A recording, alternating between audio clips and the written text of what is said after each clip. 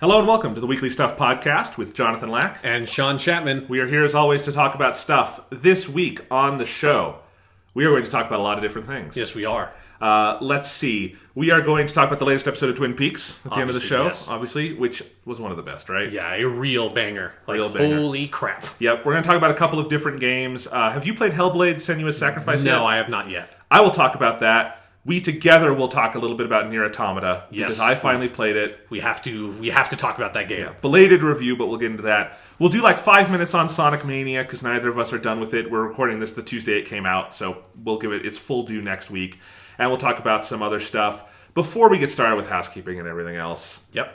I just want to say a little something about what happened this weekend in Charlottesville. Because, you know, look, the point of this show is to talk about fun and frivolous things, and just give you guys something to listen to and allow us to talk through some of the cool art and media out there in the world that we are interested in. And I think that is valuable in giving people an escape and giving us an escape. Yeah. But it does, on some level, get harder. I don't know for you, Sean. For me, it gets a little harder to do every week when the world is so manifestly shitty. Right.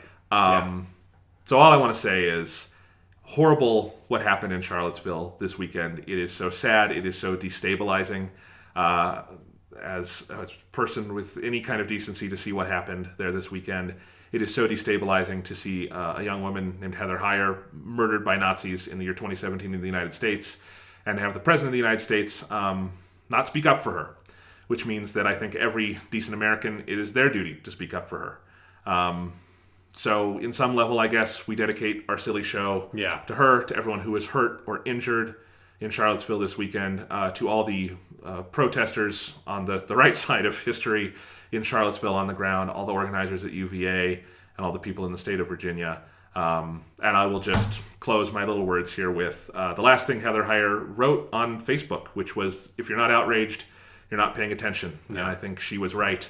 And I hope we, in the future of America, honor her better than our administration has done this weekend. Yeah. Yeah. No, if you are someone who is operating under a personal philosophy that is dedicated to hate and violence, you have made a serious mistake in your life, and you need to sort of recognize that about yourself, for sure. Yes. So let's go ahead and talk about our own silly stuff. Okay, yes, because I think like some of the ways that we deal with these things is by the media in our lives and the art that we consume. Because I know for sure, like some of the more serious things we talk about, like Twin Peaks, certainly it is impossible to watch some of this stuff and not use it to help you sort of like build your opinions and sort of construct and deconstruct these events that are going on in our lives. Yes, absolutely. So a couple little pieces of housekeeping. First off, sure. Our Patreon is full up and running at this point. Yeah. Because today, Wednesday, August 16th, if you are listening to this, if you sign up for our $5 Patreon level, or one of the ones above that, you can get the first bonus episode of the Weekly Stuff Podcast. It's 45 to 50 minutes long, and we talk about a Doctor Who story, classic Doctor Who story, The Aztecs, with William Hartnell, first Doctor story. And we're going to do one a month, and if you sign up for the Patreon, you get to listen to it a week early. So next Wednesday, when podcast 204 goes out, everyone in the public will be able to listen to it. But if you want to listen to it now, listen to us talk some classic Doctor Who, then you can go ahead and sign up for our Patreon, and you will be able to listen to it on that page. We also, right now, episodes 1 through 5 of our Halo series are on the Patreon for Warthog-level subscribers, and parts 6 through 10 are coming this Friday, the 18th. Think of how much content that is you'll get just this week if you sign up at the $10 level or above. And I have edited through part 9. I'm working on part 10, and they're really fun. We get really punchy near the end of that game. Yes, we do. So, because we had played a lot of Halo. Yeah. And it's a lot of fun, and I think it's really interesting. I'm very proud of all this stuff. And part 3 of the Halo series went up on YouTube this Monday for the public. Part 4 is coming out Friday, so if you're going on the sort of free schedule, that's when you'll be able to see those. Like we said, it'll be twice a week, Monday and Friday, with the podcast on Wednesday. And lots of cool stuff coming down the pike. Yeah, if you want to learn how little Jonathan knows about camel biology, you can check out Part 3, Truth and Reconciliation.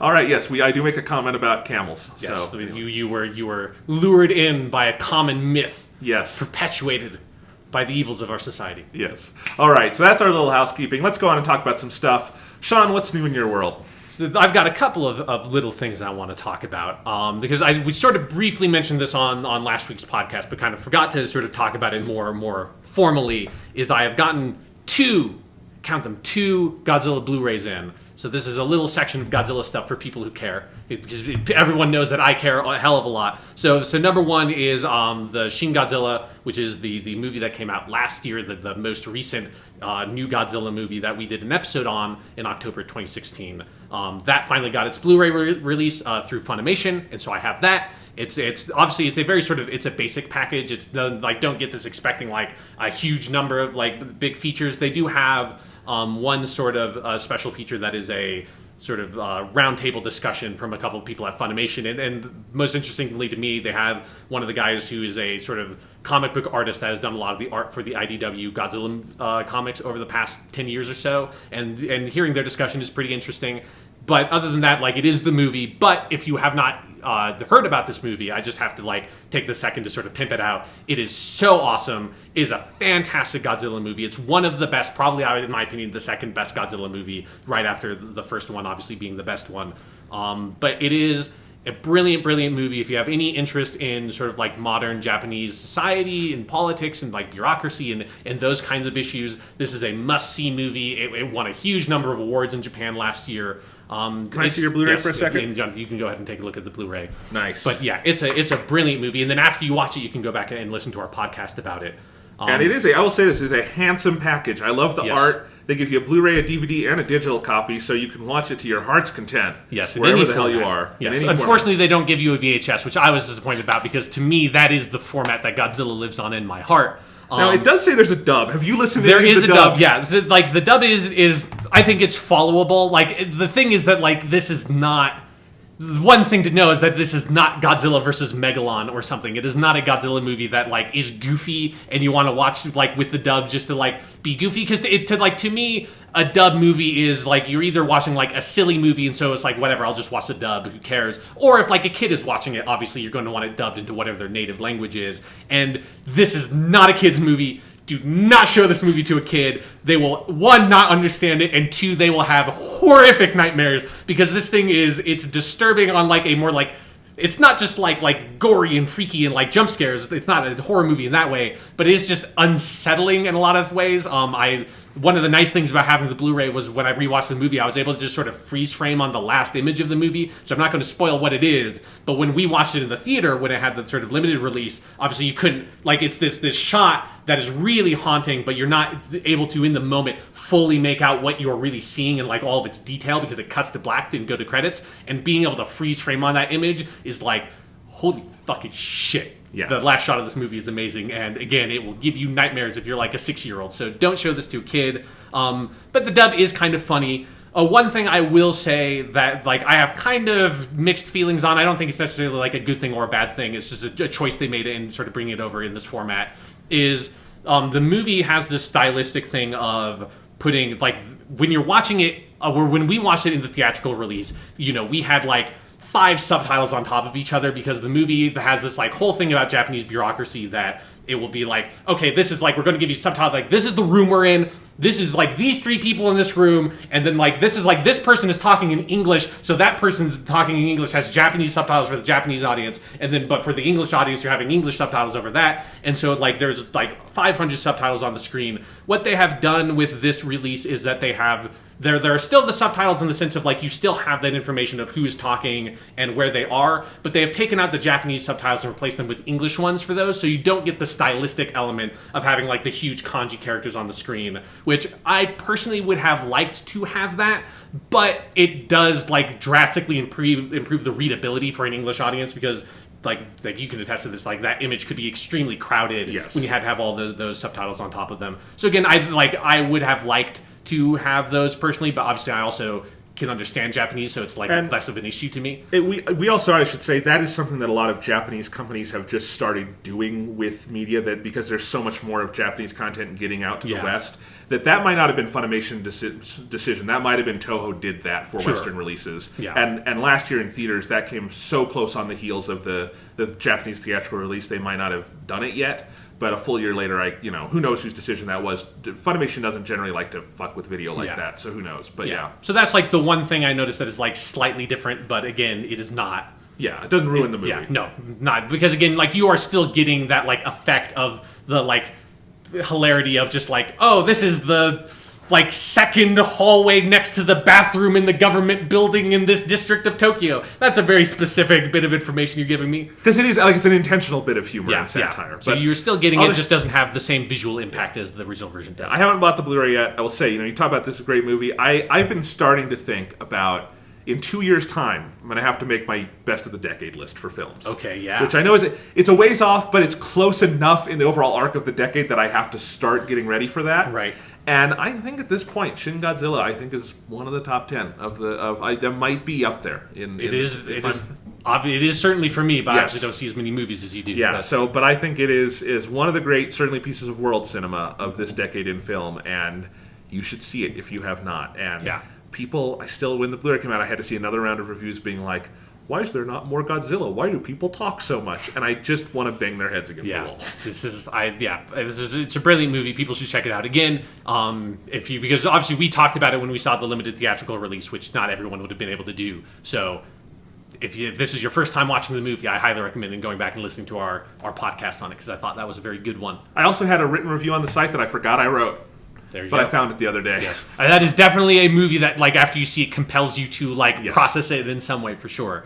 Now, the other thing I bought, which is way less relevant to anybody, but I was very gratified and interested by, and very happy I could finally get this movie in a format that is not a weird Hong Kong Blu-ray like rip-off thing, is finally this is really funny because just the cover of the Blu-ray has 3 of the titles on here. It is Godzilla, or it is Godzilla 1984, or it is The Return of Godzilla. It is the Godzilla movie that was made in 1984 that was sort of one of the big reboots of the Godzilla movie franchise. That is basically, it's sort of like, kind of similar to Shin Godzilla in some ways. It is an update of the original kind of story, but for the mid-'80s Japan as opposed to the mid-'50s Japan.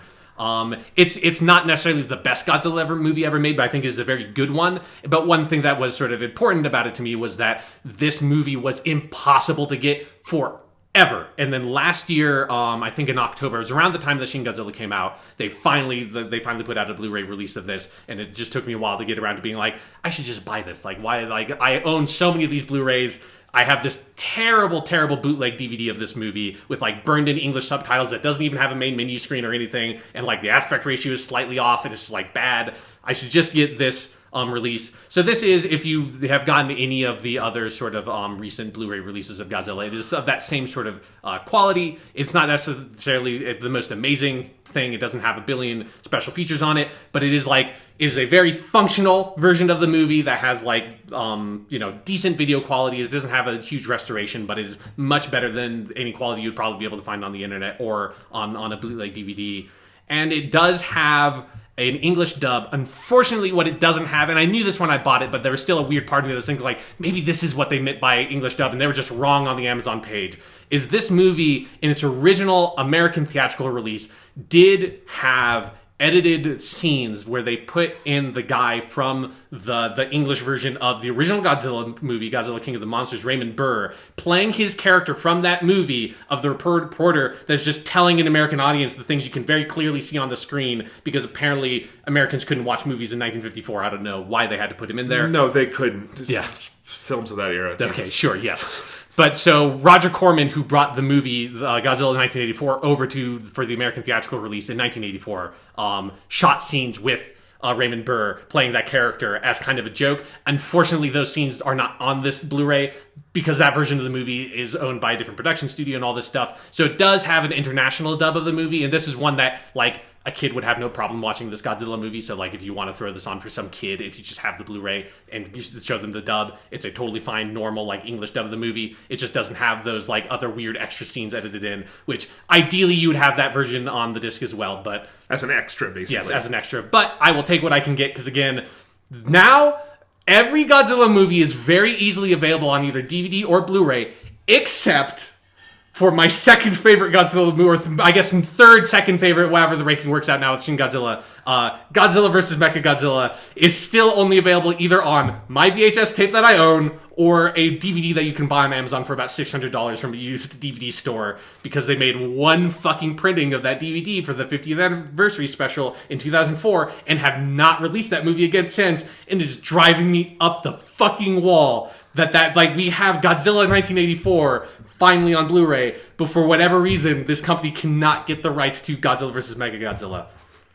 One day. That's how it goes. One day my Godzilla movie collection will be complete and Maybe, like, up to date. So you know how the Criterion has that one edition of the original Godzilla? Yes. Which is a great Blu-ray? Yeah. Maybe that's the one other Godzilla movie they'll get. Is Godzilla vs. Mechagodzilla. They just save the rights and put it out there. There has to be someone that's working at Criterion that knows how good that movie is. Oh, absolutely. I believe that in my heart of hearts. They had a pop-out Godzilla in their Godzilla version, Sean. They're with it. They are woke to Godzilla. Exactly.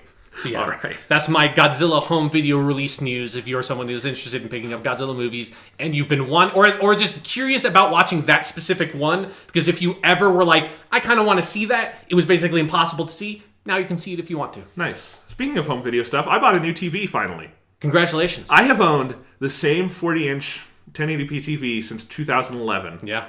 So I have... I keep putting it off because the process of buying a TV these days is fucking utter torture, which you chronicled like last year on the podcast when you helped your family buy a new TV. Yep. Because there's the 4K bullshit, and there's the high frame rate bullshit, and all the things you don't want on a fucking TV. When I was buying a TV, there were still a couple of curved TVs around. Yep. I looked at them with a side eye like, what are you fuckers doing here? Well, I thought we got rid of you 2 years ago. All I've been wanting is a new 1080p TV that, has maybe some slightly nicer, newer features, but a decent number of HDMI ports. And was slightly bigger than the TV I had. I don't have space for like a 60-inch screen or anything. Right. But now that, TVs basically don't have bezels anymore. Yeah.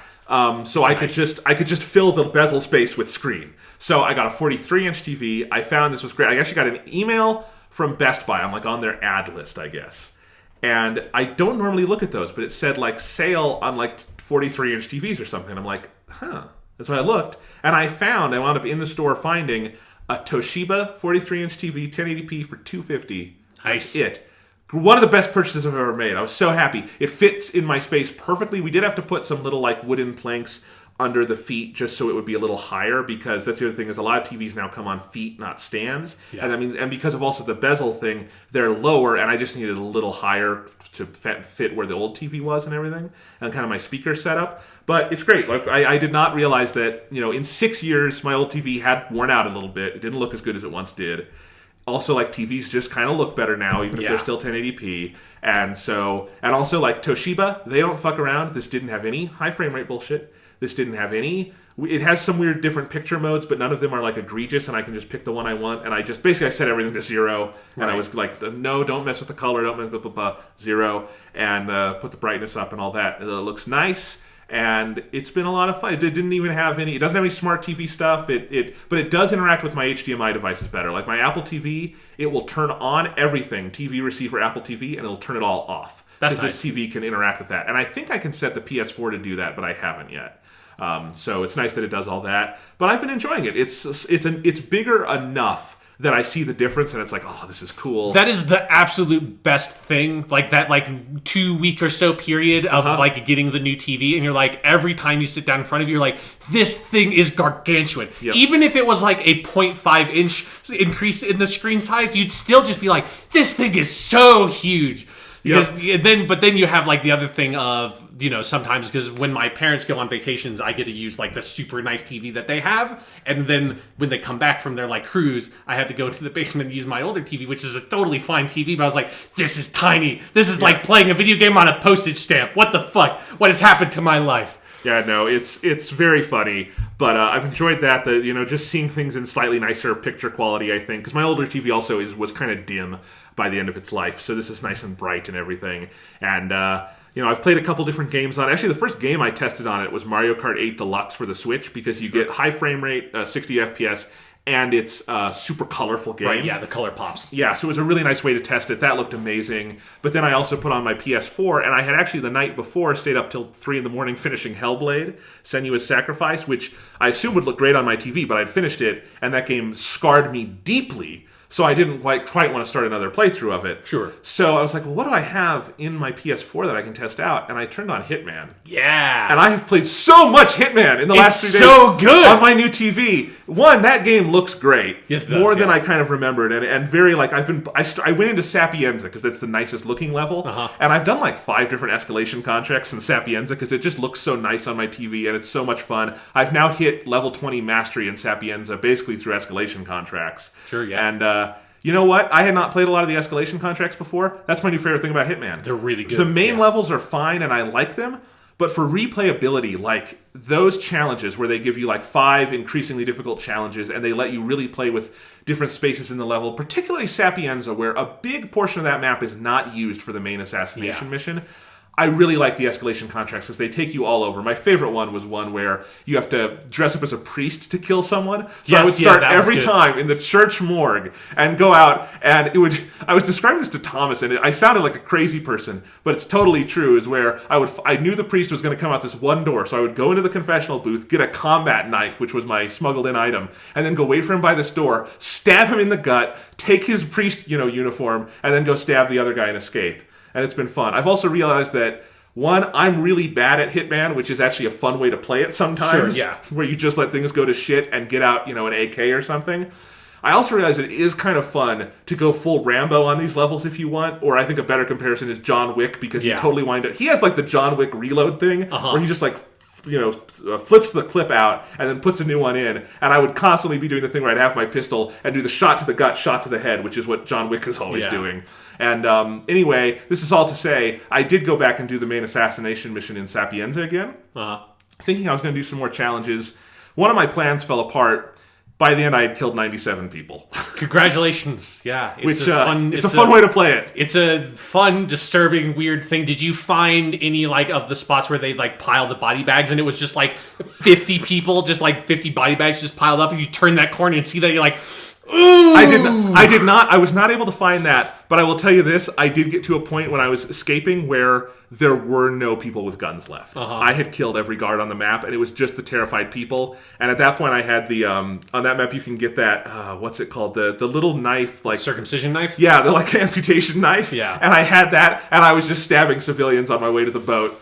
And they don't do it in the visuals, but I know I was basically disemboweling them. Yeah. So Hitman... Yeah. And I did a stealthy run too. I did not wind up succeeding because it's very hard. I was trying to do suit-only sniper, but it was fun to try at least. Yeah, I think I've done that one on that map. But they're fun. Hitman's been a lot of fun to play. I wasn't even really going to talk about it. It's just, I wound up doing it to test out my new TV, and then it became, well, I finished Hellblade, Sonic Mania doesn't come out until Tuesday, I'm going to play some fucking Hitman. It's such a good game. And you can go back to it whenever you want, because there's no, learning curve on it again. It's like riding a bike. Yeah, and especially there's the one thing that's really nice about those escalation contracts is that it gives you this very focused tasks to focus on, as opposed to going in and doing the main missions. You kind of have to decide I guess I'll try to go for this challenge or whatever, and it's a lot more freeform structure. There's something very nice. I love those missions to death, but it is also nice to be able to go and I'm going to do this really focused thing that it's going to take me 5 to 10 minutes to do one of these objectives, and just kind of bop those things out. It's one of the great things about that game is how versatile it is. It's so fun. If you haven't played Hitman yet, man, it's on sale all the time now. It is it's just such an amazing game. Pick it up. It's such a huge package of content now. Oh god, it's one of the most feature-rich games you'll ever play, and it's interesting because it was done episodically, but now if you picked it up, it's like a you could pour 200 hours into that. I mean, easily. they literally, like, last weekend, I haven't done any of these missions yet, but I've been kind of, like, eyeing it, being like, oh, when I have some time, I'm going to do this. They put into the Hokkaido map a challenge pack with, like, 4 or 5 challenges in it, that if you complete all the challenges, you unlock a katana called Masamune that you can bring into any mission with you. And, that, like, again, it's just like they just throw in these free updates. It's like, oh, it's not necessarily, like, a huge new mission or something, but it just gives you, like, another thing to do of, like, go in and do all these challenges relating around getting the motorcycle outfit in the Hokkaido map and killing people in creative ways. And then you get a nice little sword to unlock that you can then bring in and stab, like a churchman to death and steal his priest outfit. So, yeah, it has been a real blast playing some of that. The other thing I've watched on my TV that I wanted to talk about really quick is the new DuckTales on Disney XD. Woo! That premiered this weekend. Yes, I haven't watched it yet. Yeah, we don't normally talk about children's programming, but this is fucking DuckTales. I mean, we talk about Doctor Who. That's true. But did you watch DuckTales as a kid? Yes. Yeah. DuckTales is so good. It is very good. I loved it, and I've been so excited for this new version. If you haven't followed the marketing, it just has looked like so much fun. It's got that great voice cast with David Tennant as Scrooge, and basically a bunch of SNL comedians as everyone else. And they did put out the premiere this weekend, and it's free on YouTube. It's free on iTunes. That's how I watched it, and because I don't have Disney XD. But it's so good. Like it's a 45. It's an hour-long premiere, which take out the commercials is like 45 minutes. It is a boatload of fun. They got the heart of DuckTales so right, which is like if you told me modern DuckTales, I would be worried it would just be like, I don't know, Huey, Dewey, and Louie making sex jokes, like something awful like that. Or they would add some kind of Minion-esque character from Despicable Me. But it's not that at all. It so quickly gets to the heart of Scrooge McDuck is a crazy adventurer who loves money, and Huey, Dewey, and Louie are little troublemakers, and they're going to go help him have some adventures. And that's what they do. But it also has a fresh eye. Like, the animation style is very different, but I love it. It's really fluid. It looks like a comic book. It's got these wonderful textures in the background. And it's simple in the way that allows them to, I think, have a lot of character movement, which is interesting when you're telling what are essentially these, like, Indiana Jones riff kind of stories. So that's great. The characterizations are really fun. Like Donald Duck is actually a bigger part of this, who is named a lot in the original DuckTales, but is not a character on that show. Yeah. We just know that Huey, Dewey, and Louie's Uncle Donald left them with Scrooge McDuck to go join the Navy or something. I mean, that's why he has the sailor suit. Yeah, he's fighting Nazis. I mean, it's not that he went to join the Navy; it's that the Navy finally found him and court-martialed him because he's never there. It's like he keeps on sort of, he's there. He's leaving his mission, his post. So Donald is a more active presence here, and the one downside, I mean, it's wonderful. It's still Tony Anselmo doing Donald, who is one of 2 people who has ever voiced Donald Duck. I did not realize, like, that is a dynasty at Disney, and they don't have multiple Donalds. They have one fucking Donald at a time, and there's been like 2 of them.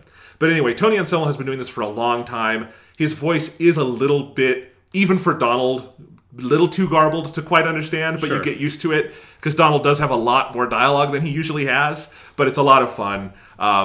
And then you have, so Huey, Dewey, and Louie are left.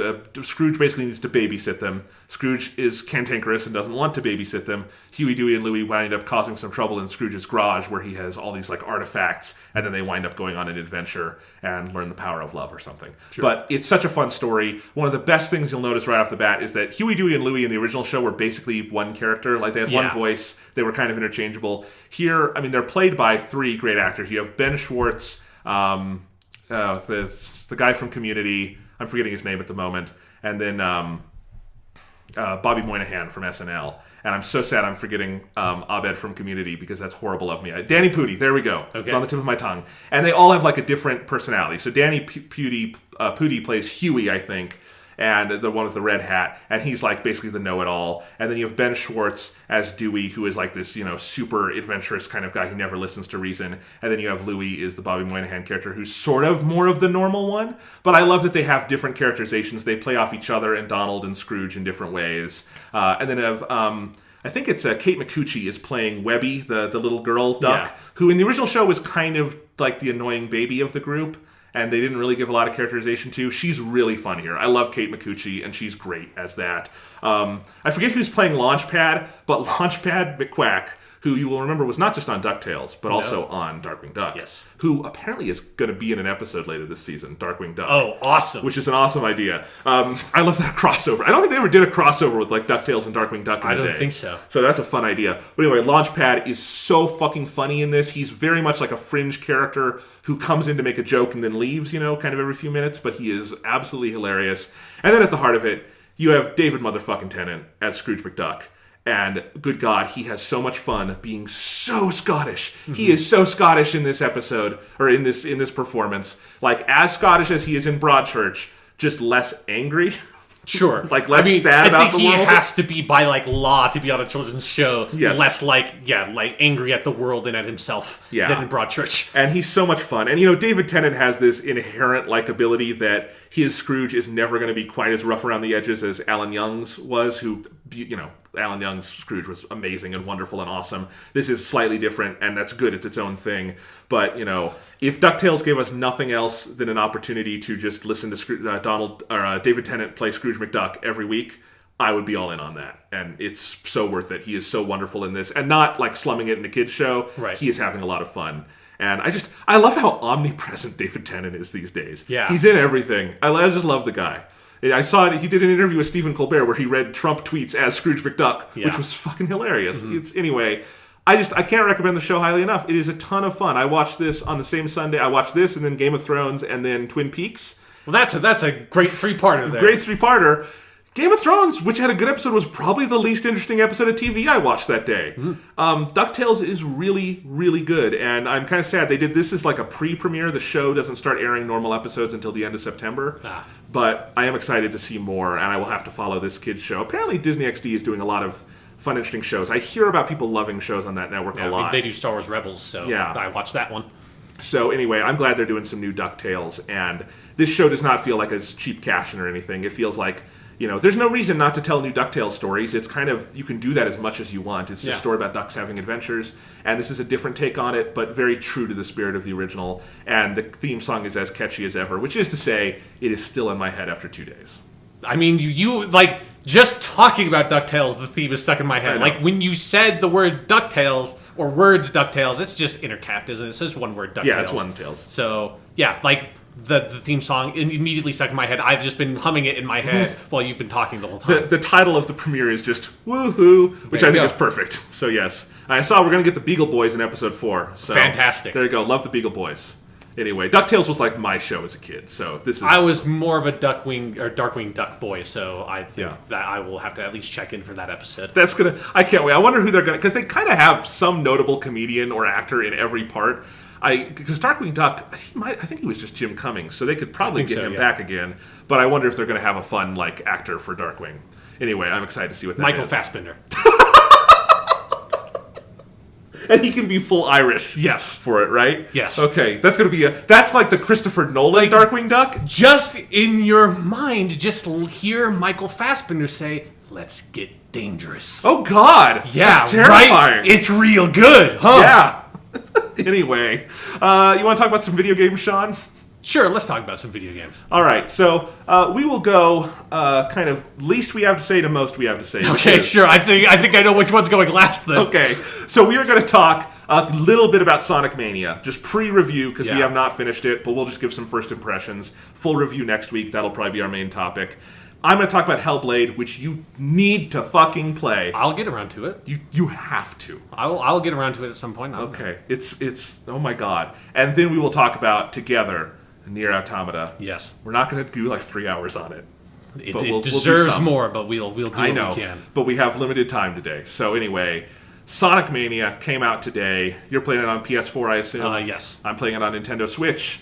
It's mostly the same. Nintendo Switch has a weird home button glitch that you might have seen. Yeah, I saw that on Kotaku or something. In no way affects gameplay. It just, if you want to go to the home menu, it's weirdly delayed, and I assume they'll fix it, but it's a weird glitch. It's just like you usually don't see a glitch like that. That's something that it fucks up the OS side of the console. Yeah, I have 14 games on Switch, and none of them, third party, first party, whatever, have that issue, so I assume it can be fixed. I mean, I assume it's probably just like a Nintendo console can't handle the power of Sonic the Hedgehog. Like that, it just can't do the blast processing. It doesn't have the TUD for it. Yeah, so Sean, we have been very excited for this game. Yeah, for a long time now. I've played 4 zones. You've played 5 or 6. Yeah.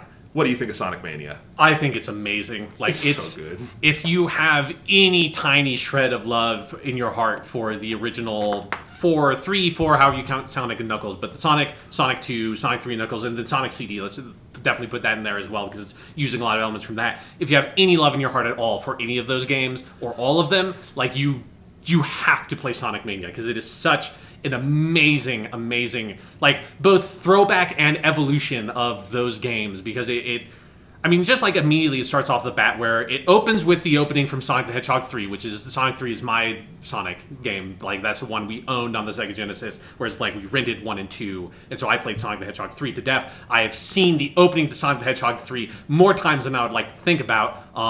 So like it just opens with that, like the Angel Island Zone music, everything, and he runs on top of the water. He doesn't turn into Super Sonic because he doesn't have the Chaos Emeralds, but he runs on top of the water onto Angel Island. But instead of getting attacked by Knuckles from underground and all the Chaos Emeralds spreading all over the place, he runs into Dr. Robotnik or Dr. Eggman with a bunch of other egg robot people, and he has some sort of time emerald that then transports you back in time. Obviously, the story is very vague, as is appropriate for a 16-bit style Sonic the Hedgehog game, but he teleports you back in time to the Green Hill Zone Act 1, and at first it just looks like Green Hill Zone. It's the Green Hill Zone music, like you go get the 3 rings and jump on the little platform that has the thing on it, the TV on it, and then there's like a bug going up and down and everything. It's like exactly the Green Hill Zone and then like you go a little bit further and then slowly it starts sort of like changing and evolving, and then you find like a fucking fire shield from Sonic the Hedgehog 3 in the Green Hill Zone area, and then you find like areas that are like the end of Act 2 where it has like the raising and lowering platforms with the spike pits and stuff, and eventually you beat Act 1 of Green Hill Zone,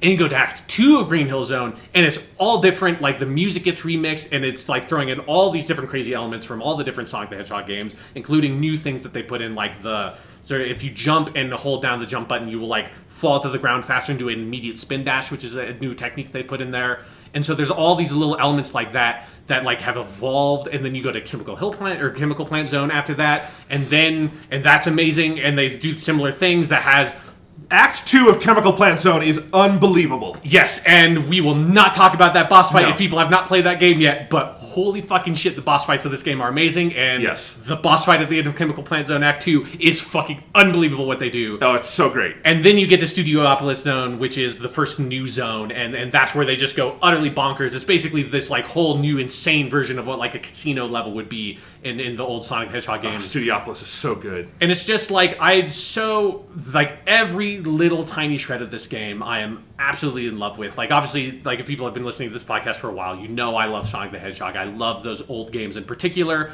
and this just, everything about it, from the art, the music, the level design, the like new gameplay mechanics, everything is so lovingly crafted. The movement of Sonic is absolutely perfect. There's not like any of that Sonic the Hedgehog 4 bullshit they tried like 8 years ago or something now, where they like utterly fucked with the movement system. Everything is perfect, and then they like ratchet it up to like 11 every single time, and it's just an amazing game. Sonic Mania is like the best DJ in the world. Yeah. Taking your favorite tracks and remixing them to perfection, like, and adding so much that you never would have seen before. Yeah. And then just somehow creating new stuff in the middle of that session as well. Yeah. It is out of this world. I agree with you. I'm in love with all of it. It's funny because it's a challenging game at times. There were some hard parts, particularly in the 4th zone, that I had some trouble with. And because of, it's got like an old-fashioned kind of saving system, so I had to do the 4th zone, the aerial one, Flying Battery Zone from Zone, Sonic 3, yeah, which is really good. I had to do it a couple of times. Yeah, like the that's whole thing. I've only run out of lives once, and it was on Flying Battery Zone. Yeah, and I had to do it a couple of times. I didn't get frustrated or anything. It was just like, oh, this is so much fun. I had so much fun with it throughout. The music in this fucking game is out of this world good. I cannot wait for a soundtrack. I know they're doing a vinyl one. I hope they do a one normal people can buy too. No offense, vinyl's awesome. It's just you don't have a way to rip a disc onto your PC? Not easily. Yeah. Anyway, but the music is so good. The visuals are so fucking beautiful, and I would love if they would get this team to just remaster the original 4 Sonics for modern consoles and get those out too, because I want them in that quality. Like basically the iOS ports, but with a fucking controller.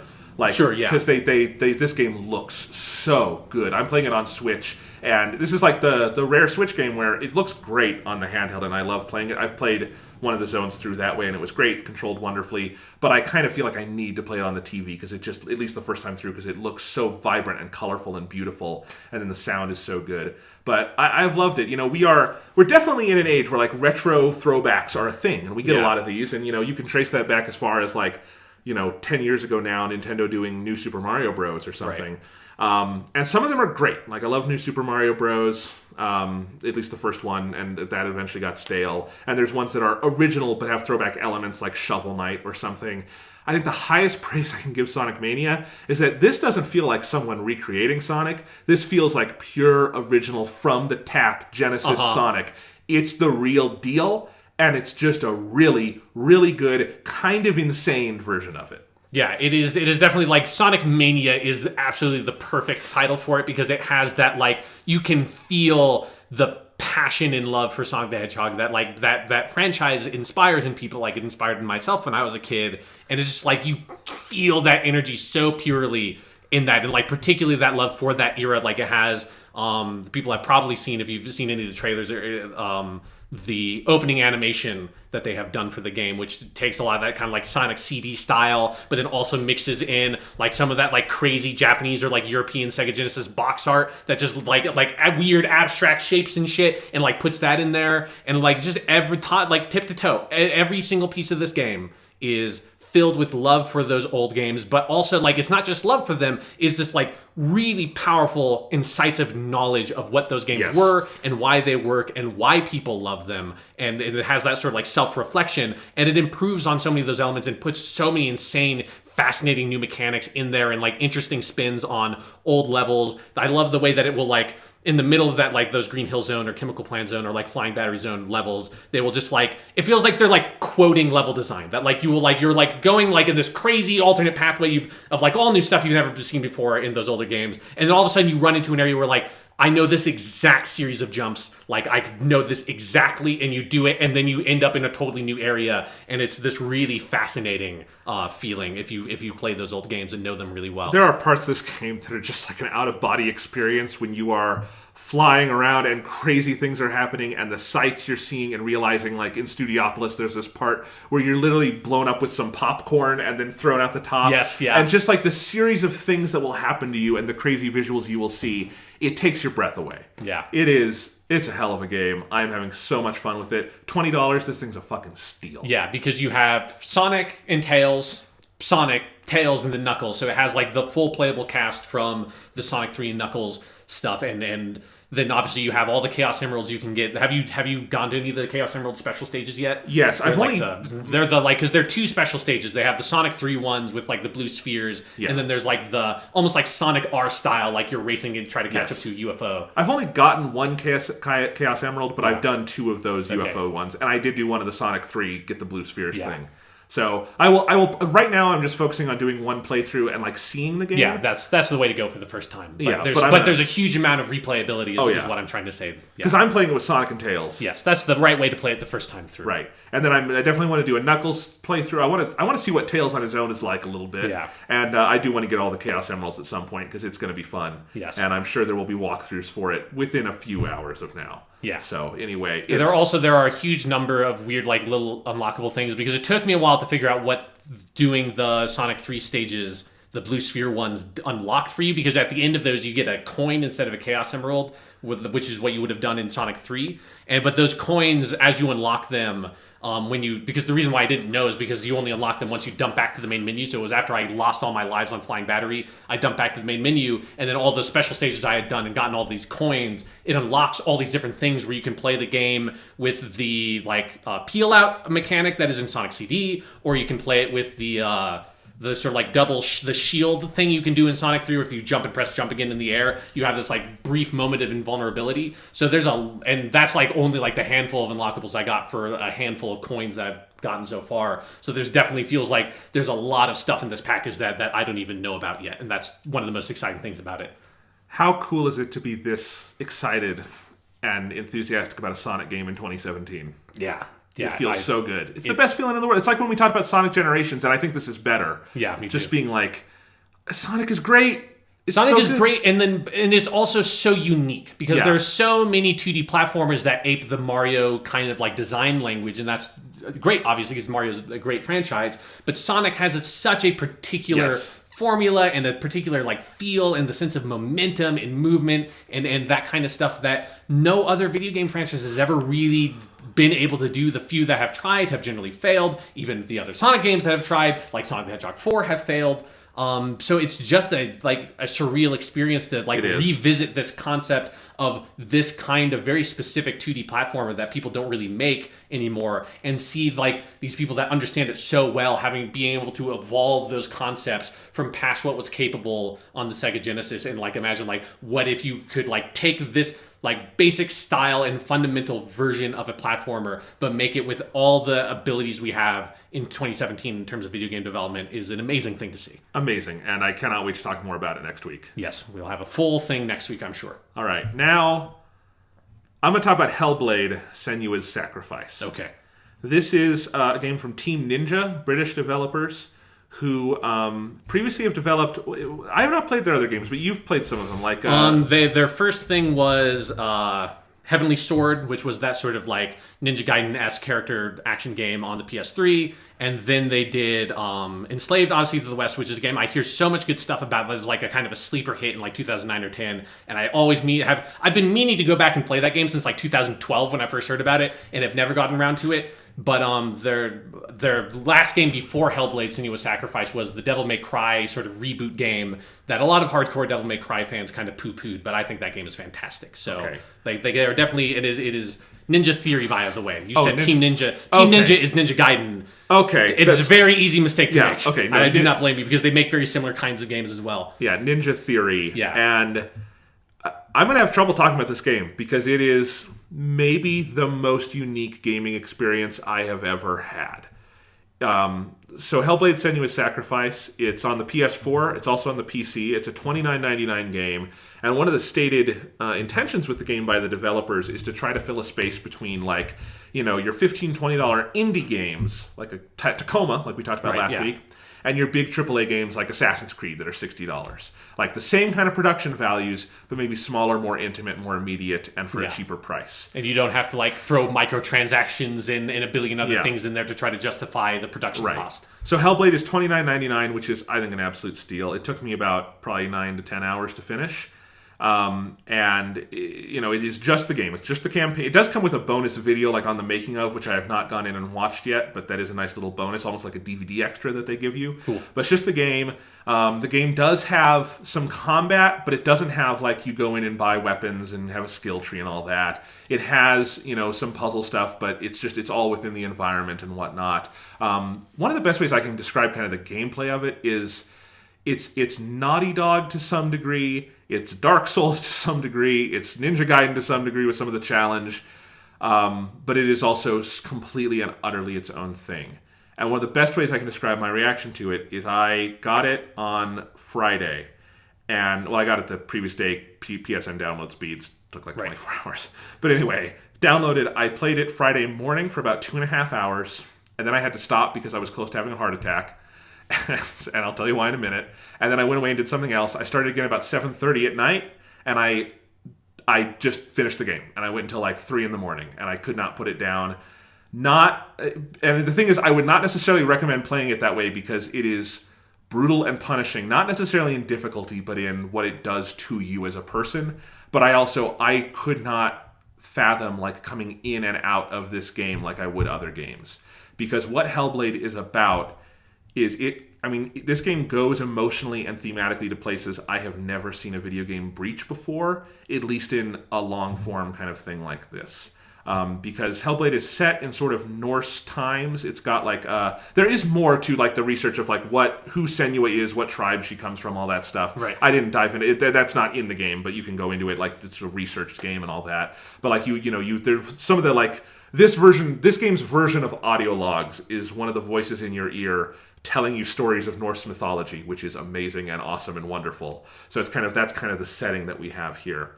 But the woman Senua, we start with her rowing down a river, very Heart of Darkness.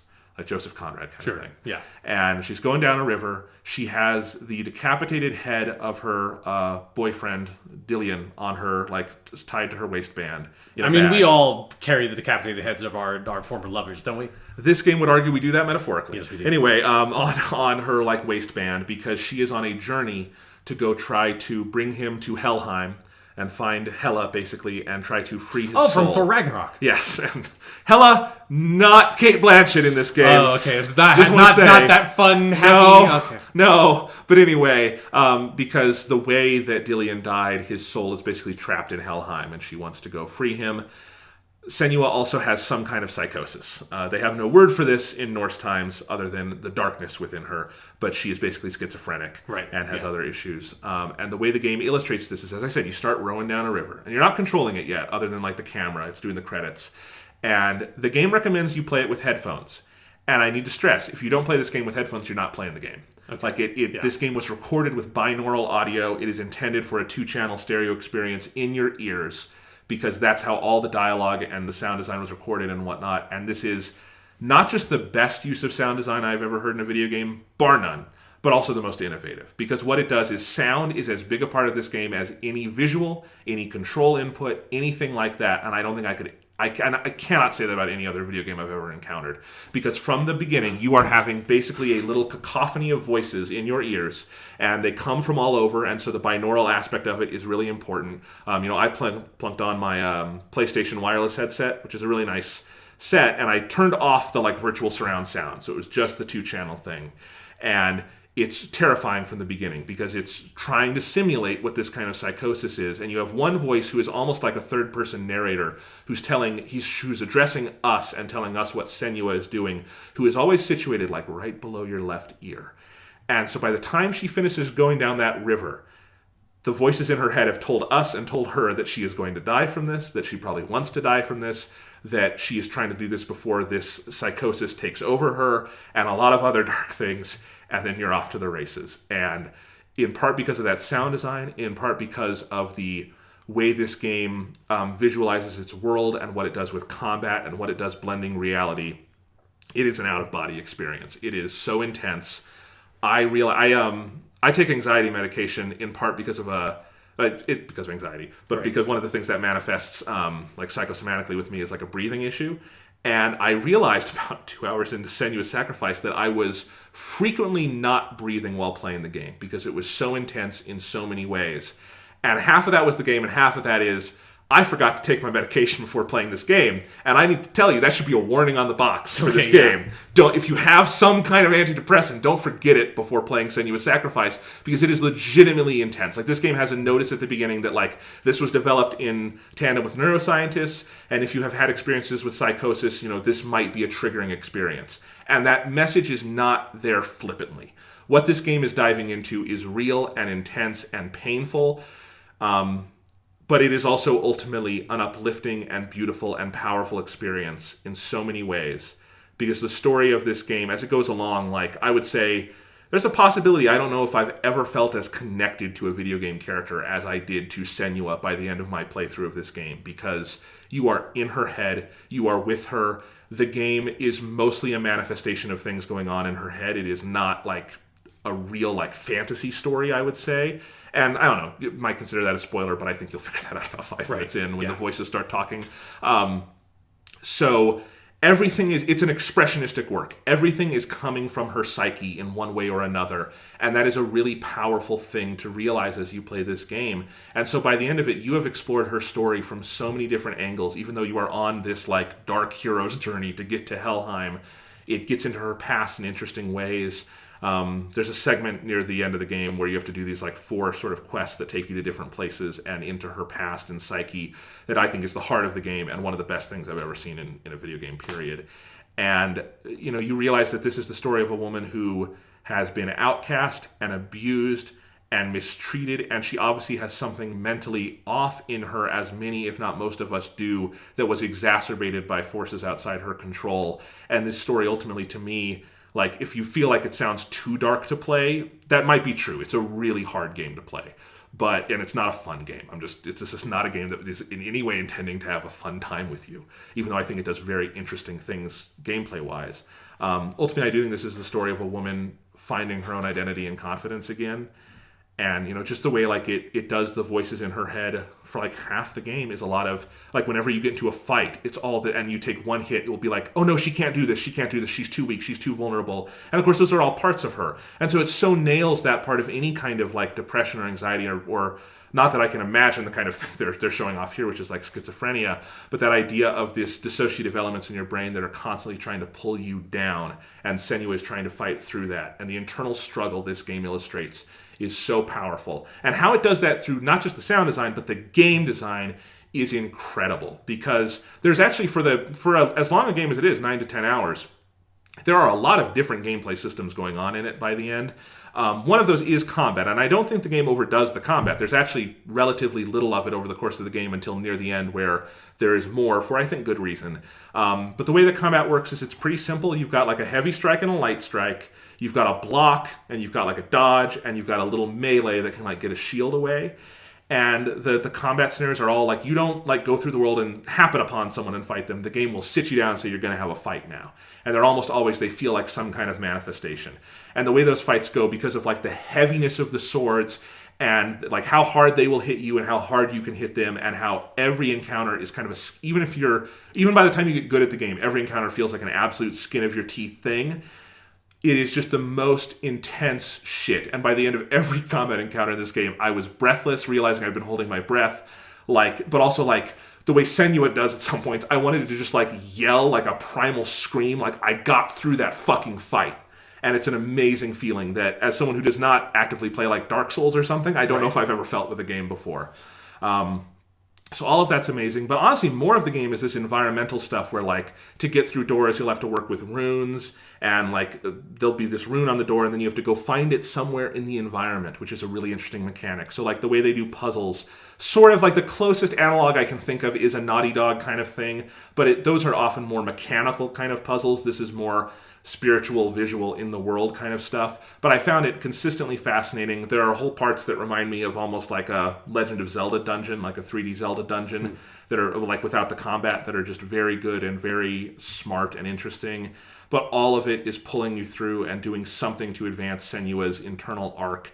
And it is absolutely incredible. And it's hard to talk about. This game does not feel like something I played and digested. It feels like something that happened to me, and I'm having to like recall through a haze of memory.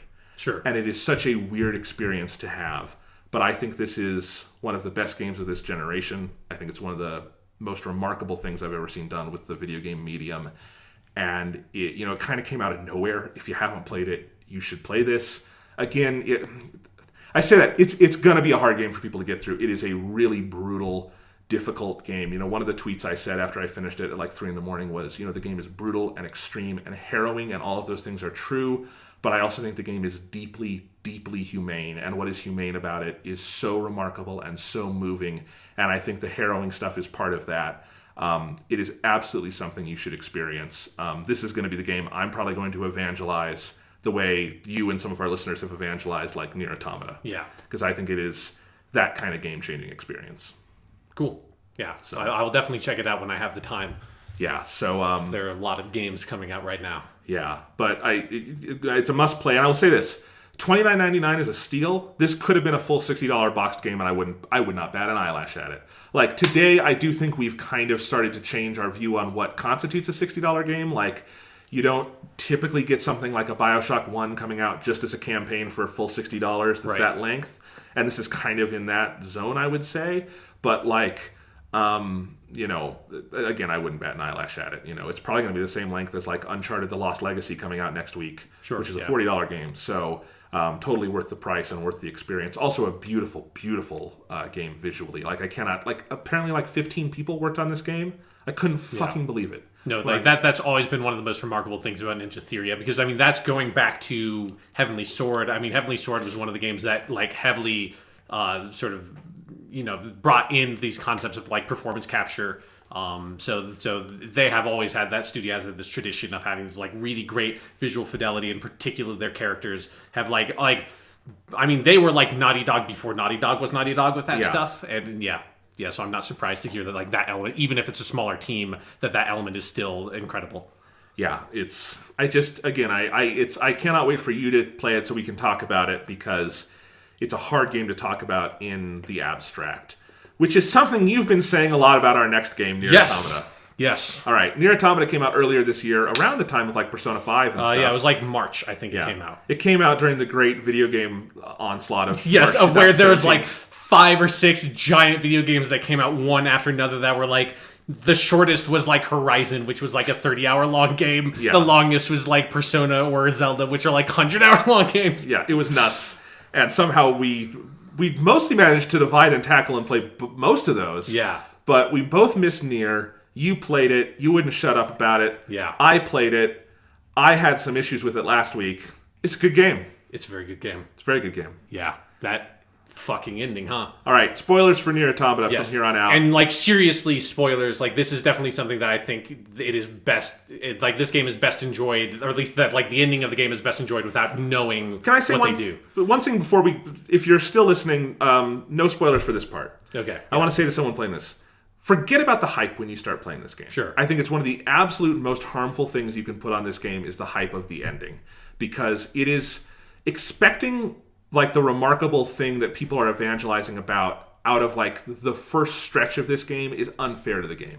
Yeah. And this is my mea culpa a little bit for last week, although also it's hard to separate those things, but just play it, take it slow, enjoy it, and just roll with it, and it will become remarkable in time. It is not a game that plays its hand early or even often at the beginning. It is a patient game. It is a patient game. I do think ultimately it is very worth it. And I say this as someone who, this is not necessarily my kind of game. I said this on Twitter, and this is not me trying to diss the game. This is never going to be like one of my favorite games, just because of, I think, that the type of gameplay it has and kind of the type of storytelling is not my niche necessarily. I still found it really remarkable and valuable. As you said, it's just a game that if you have any interest in video games as a medium, you owe it to yourself to play. Yeah. Spoilers. Okay, spoilers. So, Sean, last time we recorded, we talked for like 10, 15 minutes about, I was getting pretty frustrated on, Route B, so 2 plays through the campaign. Yeah, because that was, you had literally just finished Route B, and we're on the precipice of getting to like the Route C stuff, and now you understand like my weird position of like, how do you talk to someone when you have finished the game, when they're at that point, and not tell them what happens? It's amazing just how immediately, when starting Route C, the game, better's a bad word to use, but gets wild. It plays its hand. It plays its hand in that where you start in Route C with Yorha going to shit and everything dying, and the game completely changes up how it's throwing its combat system at you for the better, I think. And starts playing with perspective and starts playing with the meta-narrative more. Those 90 minutes or so before you see the title roll again. Right, yes, yeah. Or maybe for the first time. Does it give you the title at the beginning? Yes, it does. Okay, because I didn't remember it. I'm like, it kind of would be fitting for that to be the first time you see the title card. Sure, yeah. Because, after you've seen the credits twice. But like, it is a weird thing to say. You have to sort of play through one campaign twice from a slightly different perspective to get to the game playing its hand, but it's true. And it does feel worth it in that moment. Those 90 minutes or so before the game opens back up again and you can choose your route between A2 and 9S. And it's great from there on out, too. Yeah. But, like, boy howdy, that's a stretch of video game. Yeah. It's crazy. Let me address something on a gameplay level that immediately clicked into place for me. And it is a complaint I have with the earlier 2 campaigns that I think they could have done more with. But the combat gets so much better on Route C. I feel like. Like, I went from not really finding it interesting to, oh my god, this is really good when the game knows how to use it. And what it is in Route C, so you have this whole part where you're on the ground trying to destroy the machines, and then all of Yorha goes crazy against you, and the machines are going crazy, right? And so what it does is, that combat to me works best when you just throw a crazy, ludicrous, dumbass amount of shit at the player. Sure. And yeah. what it does is it forces you, like, when you have that many things coming at you, and Route C does this a lot, like, it's really good at upping the ante, is you can't just stand back and fire your gun. That's never going to wipe everyone out. It would take too long and you'd get hit and all that stuff. So you have to be firing your pod, you have to be using a mix of light and heavy strikes, you have to be blocking, you have to be dodging, you have to be moving and very mobile, and all of that I find really thrilling. Like, when the combat is making you work for it, I think it's a really good combat system. And I think I would amend what I said last time. My issue earlier on is not with, I think, the combat system. I think it's with the way the game uses it sometimes. Like, and again, I do understand why they don't go batshit crazy with it until Route C, because there's a narrative reason for that you have to feel it when it gets crazy, right? And I think the game generally throughout the game does a good job of putting you in the shoes of whatever perspective you're in. But like early on, there's a lot of stuff that you can kind of just sleepwalk through, at least on normal difficulty, in the early parts of Route A and B. And my favorite part of any Route A and B is probably, from a gameplay perspective, like narratively, I love the end of Route B, is really interesting. But from a gameplay perspective, it's that part in Route A when you're going through the factory of machines who think they're becoming gods. Yes. And that one is also, like, visually and aesthetically and narratively, it's wonderful. But also, like, it throws a crazy amount of shit at you, and you're barely ahead of the game, and that's wonderful. But when you get to Route C, they start consistently doing that, where the ante has been upped and the machines are going nuts, and it's just like, stay on your toes or you're going to die. And I think at that point, the combat, I was having so much fun with it.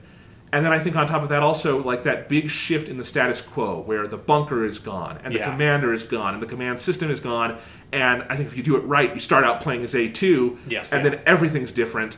And then it's like, okay, now I really feel so incentivized to go explore the world. Because I think my issue with the open world wasn't as much the world itself as, like, did I feel fully incentivized to just go live in it? As A2, I did, because everything felt so different and interesting and unique to me, and I wanted to get to know this character. And the side quests for her and 9S in that stretch of the game are so essential.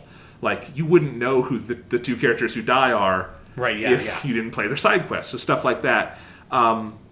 All of it, like almost every system in the game just snapped into place for me. The narrative started snapping into place. And the narrative takes a lot longer to fully show its hand, too, because, the game is piling up questions until the end, which it mostly answers philosophically, not literally. Right, yeah. Is that a good way to say it? Sure, yes. I mean, like, because I think one of the main ways that the story is constructed is it, like, gives you all these assumptions at the beginning, and, and some of them I think you're supposed to kind of, like, look at and be like, maybe this human thing is kind of fishy. For me, it was always like, that alien stuff has got to be horseshit, right? Which is maybe, like, the greatest cosmic joke about Nier Automata, is as far as I can understand, the aliens are totally real, the aliens totally attacked, the aliens totally brought the machines, none of that is fake. But there's all these assumptions about, like, how the machines are, how the androids are, and, like, some of them, there are a lot of surface level ones, I think, you expect the player to be like, like, maybe, like, obviously the machines are not going to be just stupid, or why would you even make this game? Like, of course the story's going to go there. But, like, there are those surface level assumptions, but then it starts stripping those away, and then by the time you start getting to the meat of, like, Route C, I feel like it starts stripping away assumptions that you didn't think it was ever going to strip away. And, like, it starts getting, like, really raw and just, like, intense in a very existential way. Because that's the other thing, is what it does as it starts in Route C, particularly leveraging its own gameplay systems to tell the story, is fascinating. Like, what's most powerful about those 90 minutes, like, at the start of Route C, is you play through 2B's death. Like, and in excruciating detail, like down to you have to walk across half the fucking map as a dying 2B, and you keep losing power and these things. And like all your systems are shutting off one by one. Yeah, and boy, it kicks you off on the right foot. And I think makes A2 such an who's my favorite probably protagonist in the game, on such an interesting foot right off the bat. And then where it goes from there, it just keeps getting more interesting in some ways. And it's so fascinating to me because the game deepens itself emotionally, I think, with the characters and its philosophy, even as it keeps zooming out to more and more of a meta-narrative, which is ultimately what the game is. Yeah. It's a massive postmodern meta-narrative. And yet, these characters who I didn't quite think I cared about, I really cared about by the end. And the one character I always cared about, Pascal, broke my fucking heart. Yeah, God damn it, this fucking game, Sean. Well, like, because I think one of the ways that the characters are built, because, like, I mean, you don't learn, like, a incredibly important character detail until, like, the very, very, very end of the game, which is that 2B is not just, 9S's friend who's going along and, like, they're just on a mission together. Her assignment is She's 2E, which is something that if you play one of the side quests in 9S, you get introduced to that concept earlier, where you run into another executioner model. But she is assigned to be with 9S whenever he starts getting a little bit too close to finding out like the true nature of what the Yorha unit is, which he's always going to do because he's a really high level scanner hacker unit, and so she is there to kill him over and over and over and over again. And that like revelation to me like opens up everything about those two characters, because it's like because again, it is a very existentialist kind of narrative. Like it wears that on its sleeve. Like it literally name drops Sartre and Simone de Beauvoir with the whole like the singing robot and the Jean Paul side quests. And so like it is definitely like very immediately and apparently interested with very existentialist questions. And a big part of existentialist stories is that all the characters have to have this like deep, just like dense, repressed ball of angst, like buried super deep down there that you don't know about, that like eventually, like at the end of the game, utterly explodes. I mean, like 9S is fucking drowning in it by the end of the game, like, and in his own fucking blood at the end of one of the endings. Jesus, yeah. But like in that like moment of like it just sort of like blossoming, getting out there, is like, oh, that's their relationship, and it like, especially because I'm have almost done with my second playthrough. Like I wasn't even really intending to play through the whole game again, but I just like, when you're playing it again, you see all these little details in their relationship that's like, okay, yes, that like all that stuff is set up in a really smart way. Yeah, well, because I noticed, I mean, it's like one of the last lines of Route A is her saying, why does it always have to end like this? And the game asks you to like file that away. And I did, and I was waiting for the payoff to that, and it makes you wait a long time, but it's worth it. Because there's just enough with having, because, you know, that's like the opening of the game is they both die at the end of that prologue, which is the demo of the game, by the way, is that section. And so the demo of the game that I played in like February or January, whenever that came out, ended with both those characters dying. And I thought that they were I didn't think for a very long time until like I started reading reviews and stuff like, oh, those are actually the protagonists of the game. I thought those characters died at the end and it was a totally different character or something, because I never assumed that they were going to survive this giant explosion. But like that scene is enough to justify to yourself, like, oh, maybe that's what she kind of is saying there, and like there's enough of a justification in that it's such a long time from her saying that line to you getting that piece of information that like you say, it's like filed really deep in the back of your head at that point. It's like, oh fuck, that's right. All that stuff, those scenes, all those little moments, like Y2B is this like really stoic, reticent kind of character who always seems like she is on the verge of emoting something, but then always pulls back at the last second. Yeah. Like all of that makes it like gets a totally different light by that revelation. It does, and you know, you file it away, but it goes into a file with other things. So like by the time you get to Route C, I was pretty sure we were going to get into something about a cycle, something about some kind of circular sort of thing going on in this story, and we do, yes and no, you know, in various in a number of different ways, yeah. But yeah, but it's all adding up, and it's adding up in ways I think that are very subconscious, and then it makes them conscious for you later on. But yeah, I mean, there's so much to talk about with the actual ending, but I don't want to jump there like too fast, because I think I don't want to ignore how much good storytelling there is in Route C, particularly for me on the A2 stuff, which if I have any complaint about the back half of the game is I wish there was a little more with A2. Sure. Just in that, like, she is such a fascinating character, and she doesn't quite get the same level of focus as 2B and 9S do. And on one level, she's like a different side of 2B, so I kind of get it. But I also I would like a couple more missions or something. She's so interesting. Not that hurt my enjoyment of the character, because I think she's fascinating. But I also think there's something about like how like at arm's length you are with her because of the manner when she's introduced and like the relative brevity she is in the game. That is part of, I think, the appeal of the character. So I think like if there's too much stuff with her, I think it would complicate things in ways that would be negative to the overall story. Yeah, but it's not enough of a good thing, right? For me, like you want more of something when it's good, even if maybe you shouldn't have it. But no, she's a fascinating character, and the stuff that you go into with her as kind of an outcast, and she is at arm's length from a lot of the cast, and she is, you know, slowly starting to warm to the idea of the machines and these sorts of things. But there are so many remarkable moments in that stretch, like the part where you go to the resistance camp and you talk to Anemone. Yeah. You're like, hey, there's some info over on that computer. It's like, okay, I wonder what that is. Oh, it's like a 30-minute visual novel about the origins of these characters, and it's so good. And the game like the third Battle of Pearl Harbor or something, which is very good. Yes. And that visual novel part, and there are a few more. In fact, the game basically climaxes on a visual novel. Yeah. I really, really want Yoko Taro to write a full visual novel. He's really good at it. Yeah. And boy howdy, is this game a triumph of localization that they were able to get that across, because I'm only reading it in English, and it's beautiful, beautiful writing. And also, of course, what it has to do with the end credits, I assume, was a big trial of localization. Right, yeah. But all of it, it comes across so beautifully that I wanted more of that stuff too. But you have that, you have the whole part in Pascal's Village, which is one of the most distressing things I've ever seen in a video game. And it's interesting. I want to talk about the machines for a second. Okay, sure. Yes. Consistently through the first two routes, A and B, the machines are the most interesting thing, I think. Yes. I also, while I'm thinking about it, I just want to quickly interject. You fight a lot of robot and machine enemies in Sonic the Hedgehog, and I think about that in a very different way than I'm playing Nier Automata. It's you always think about the machines in video games as just these mindless enemies like in Sonic the Hedgehog that you can kill because they're not animals or people, so it's fine for kids. And then I can't do this. This is sad. It makes I legitimately was pretty depressed anytime I had to start fighting machines at a certain point in the game, which is a very constant thing because know they don't mean to. They're not these violent invaders or anything. This is as much their home as it is yours. It's something on some level I wish the game had leveraged a little more at some point, but it is.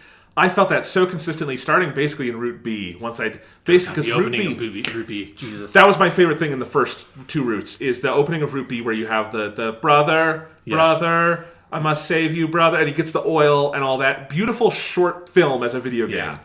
And everything from there is just it's these machines basically developing consciousness, but in the most weird ass way possible a lot of the time, and yet it aches. It aches so intensely. And all of that is kind of built up to, it's like this imperfect consciousness, right? That they're growing it, but they can't maintain it. And then you get to the point with Pascal's Village, and it just tears them all apart.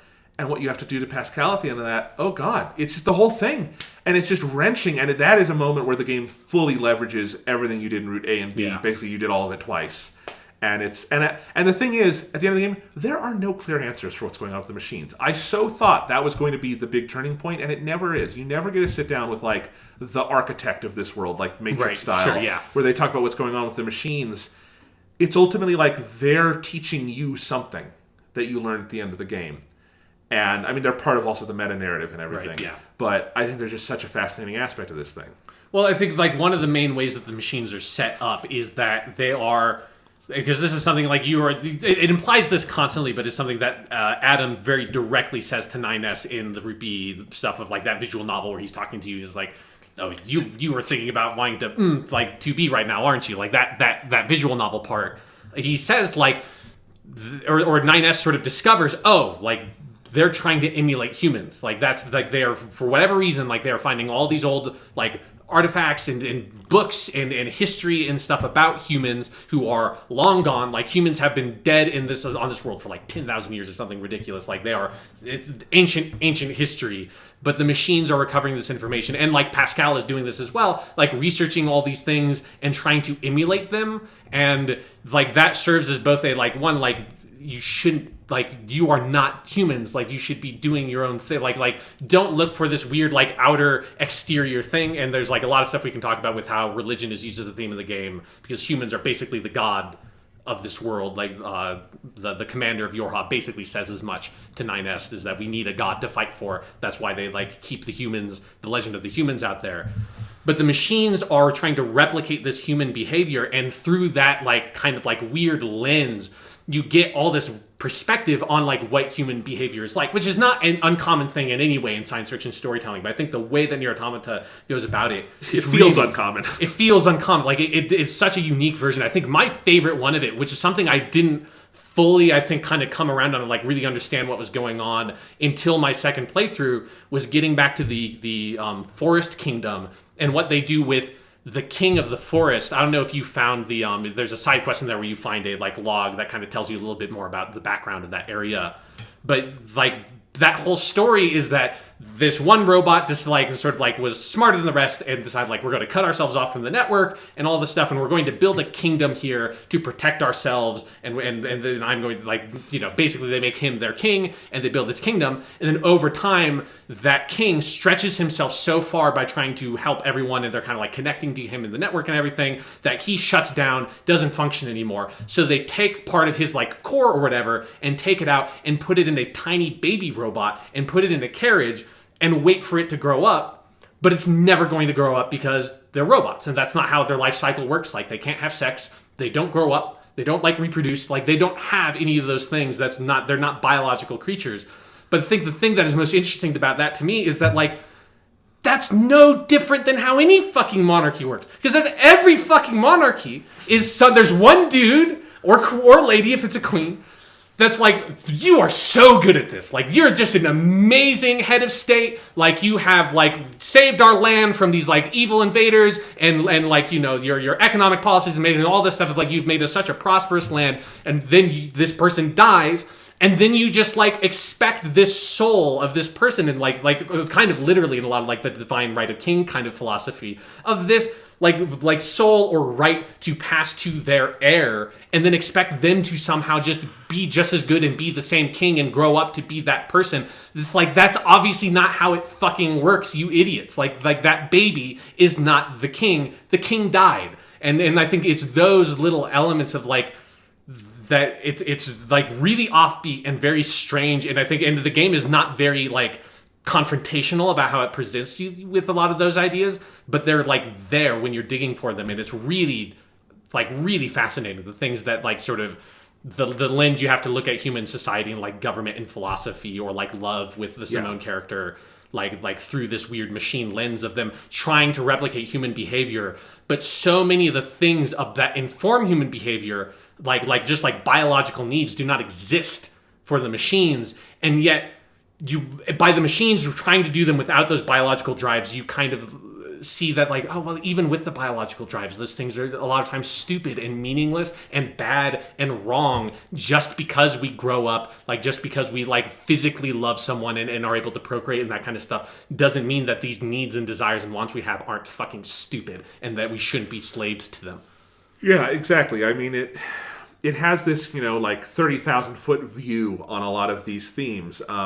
You know, one of the things that came to mind a lot while playing this for me was, because we talked about on episode 200, was Stanley Kubrick's 2001. Yeah. Where I think they're very different tonally and aesthetically and all that, but I think they exist in the same kind of philosophical space of, they're not, I mean, and Nier has more of like clear protagonists and stories, you know, and whatnot with characters, but it still is less about like those individual human stories as it is the 30,000 foot philosophical view through this, you know, abstracted lens of science fiction.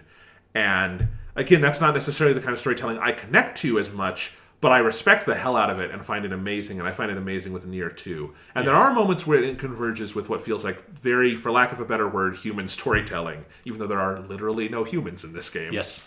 And that, you know, I think that the Pascal Village stuff is a moment of that, where you are confronted with how much you have come to care for these characters and this village of fucking robots, you know? And the kicker is when the children just killed themselves. Yes, because they have learned the concept of fear from Pascal, and so again, like trying to emulate or replicate human behavior in some way, they destroy themselves. And so the only way to fix that for Pascal is either to kill her, which leads to a bad ending, or it feels like either one should kind of work, or to wipe her memory. And there's actually a third choice. You can just walk away and force Pascal to live with the knowledge of what has happened. Jesus, you can? What happens? Yeah, I don't know. I haven't done it. I just heard that you can.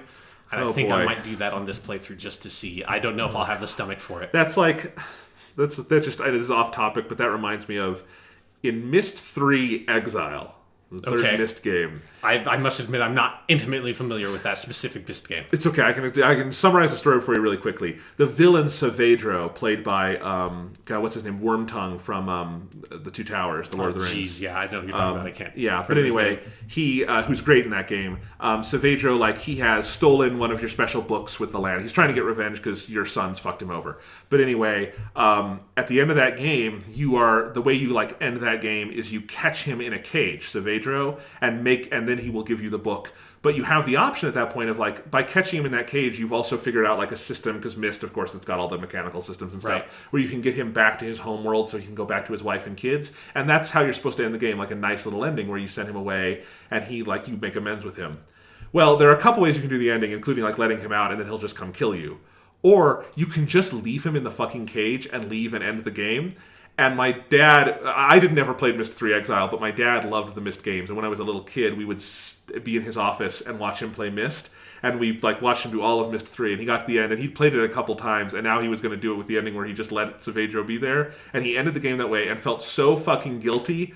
Like, he talked about it a lot. Like, I still, like, 3 years later, he'd be, like, on a boat in Canada being like, I still feel bad about what I did to Savedro. If I did that to Pascal, that would be my Savedro. It'd be something to have to live with. The actor is Brad Dourif, by the way. Brad Dourif, yes. The great Brad Dourif. He's wonderful in that game with the full motion video stuff. But anyway, back to Nier Automata. Yes, back to Pascal. And, of course, the most brilliant moment of all of that is if you leave Pascal alive and wipe his memories. As 9S, you later go there, and he is alone, just completely has no personality anymore, and is just selling the parts of his dead kids. Mm-hmm.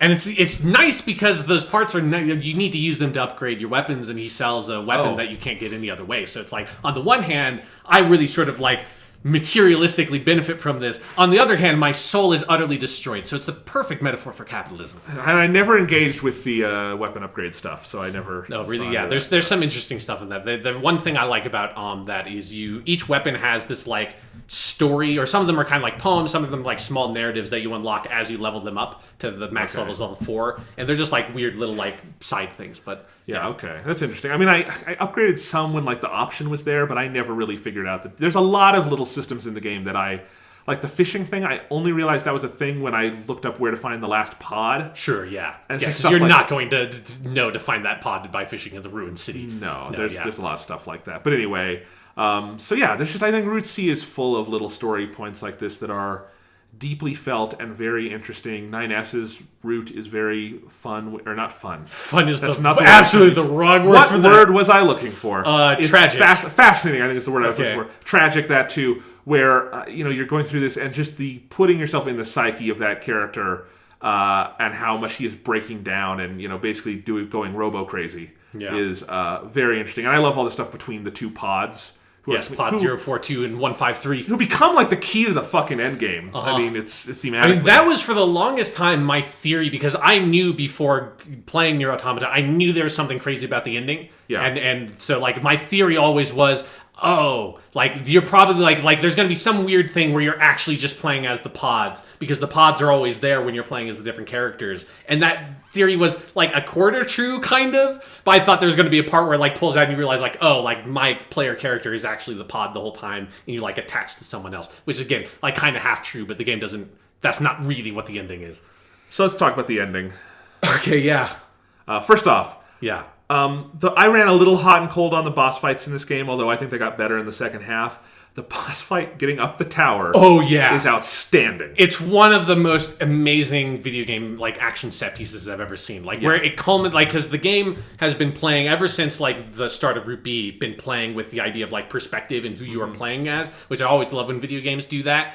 And so you're like jumping around to all these characters, and like you play as like that little machine at the beginning of Route B, then you're 9S in Route B, and then you start Route C as 2B, and then you're A2 and switching off with like A2 and 9S. Although there's actually a lot of stuff you cutting between 2B and 9S in the first part of Route C. And you have that little bit where you're playing as Pascal, but then it ultimately culminates in that scene of you fighting up the tower on the inside as A2, using your like third-person action combat to fight the giant like kind of like robot enemy, and then at the same time you're cutting to 9S flying up the side of it in the glider thing, fighting like with the bullet hell gameplay, fighting another boss, and like it's just cutting between the two with the music like ramping up and ramping up. It's just incredible. It's incredible, but it starts so slow. Like it takes its time. Where it's like you'll have like what feels like a full boss fight with one, full boss fight with the other. You realize the guy keeps coming back, and then once it settles into its structure, it'll be kind of long breaks, and then they're shorter and shorter and shorter until it's like 5 seconds back and forth, and then you're on the roof, and then it's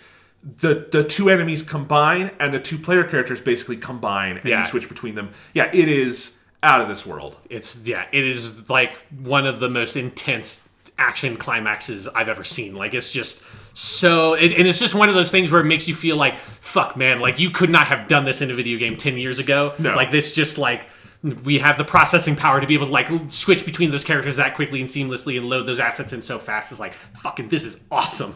Yep. I don't know why I've never done this in a video game before, was kind of how I felt. Definitely, and it's funny you say like we couldn't have done this 10 years ago because so much of Nier does feel like one of those PS2 games from like the early 2000s, maybe the last time we had a really big renaissance of Japanese game development, and just the weird kind of games you would get. But obviously, it couldn't have been realized 10, 15 years ago. Yeah. So, all right, but then you get to the top of the tower, you either kill A2 or you kill 9S or you kill them both. I mean, you kill them both. Yes.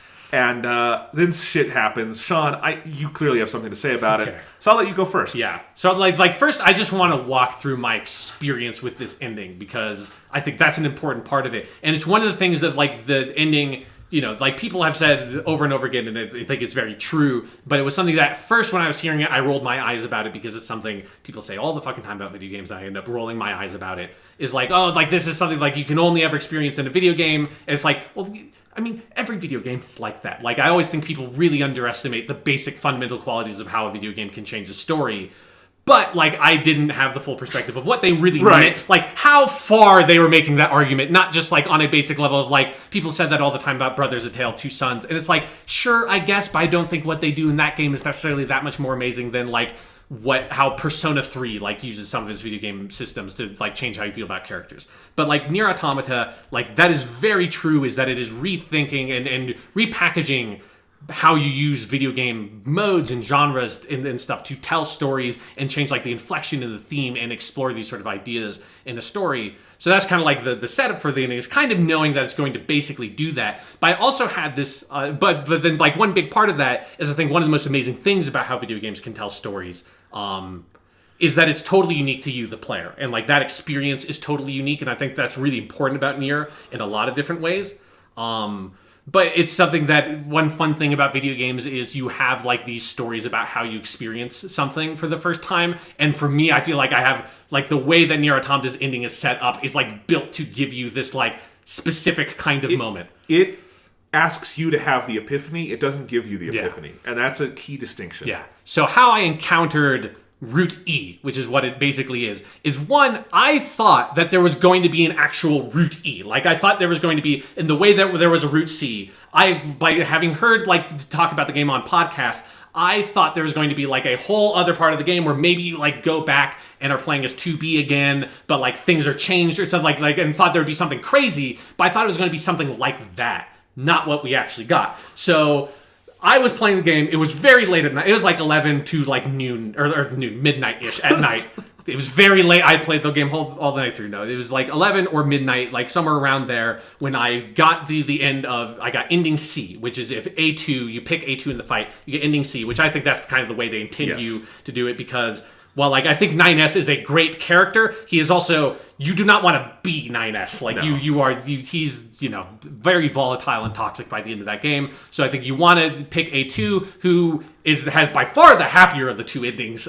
It's like still it's a sad ending, but like if there's a bit more sort of like bittersweetness to it, like you can see a bit more hope in it. And so then once you get one of those two endings, you unlock these things. And like the game comes up with this screen that says, you've unlocked like mission select mode and like some like round based thing or whatever it's called. It's like, oh, that's cool. Debug mode. Yeah, debug mode. That's what they call it. So it's like you've unlocked these things. Like, that's awesome. It's like, and at this point, even though I hadn't seen the full ending, like I was so in love with this game because I didn't even really have some of the problems you had with Route A and B. So I was like so riding a massive high on this game. I was like, holy shit, that ending was amazing. Like that, I fucking love the ending credits song, and hearing the ending credits song again is awesome. And it's like, oh, awesome. I like, because you unlock this really robust mission select mode. I don't know if you looked at it before. I did, yeah. Okay, yeah, because like you have to look through it. That's what's interesting about it. Oh yeah, that's true. You have to engage with it to get back to the other ending. So it's like, but it's like this incredibly robust mission select screen. That's awesome because it like tells you, oh, in this chapter you have this mini side quest finish and all this stuff, and you can go to like every single chapter, switch between which characters were playable in those chapters. And I was like,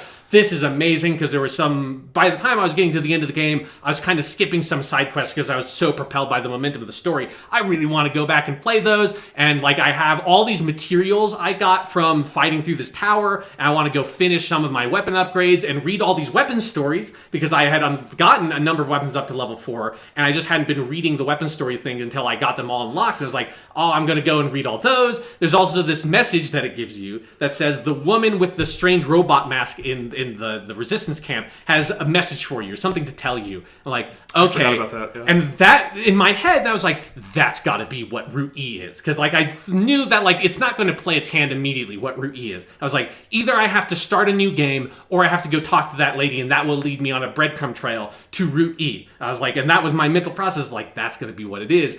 Before I do that, I'm going to, like, because it's getting late, I'm going to see the other ending, and then turn the game off, and like go to bed, and then tomorrow I'm going to wake up, like wipe up a bunch of those side quests, do all this other stuff I wanted to do because it's all left there for me to do, and I get to go back and finish it with this really awesome mission select mode, and then I'll go talk to that lady and go find what Rudy is, and this is going to be a great ending. And let me guess, by the next morning you didn't have a save in Nier Automata.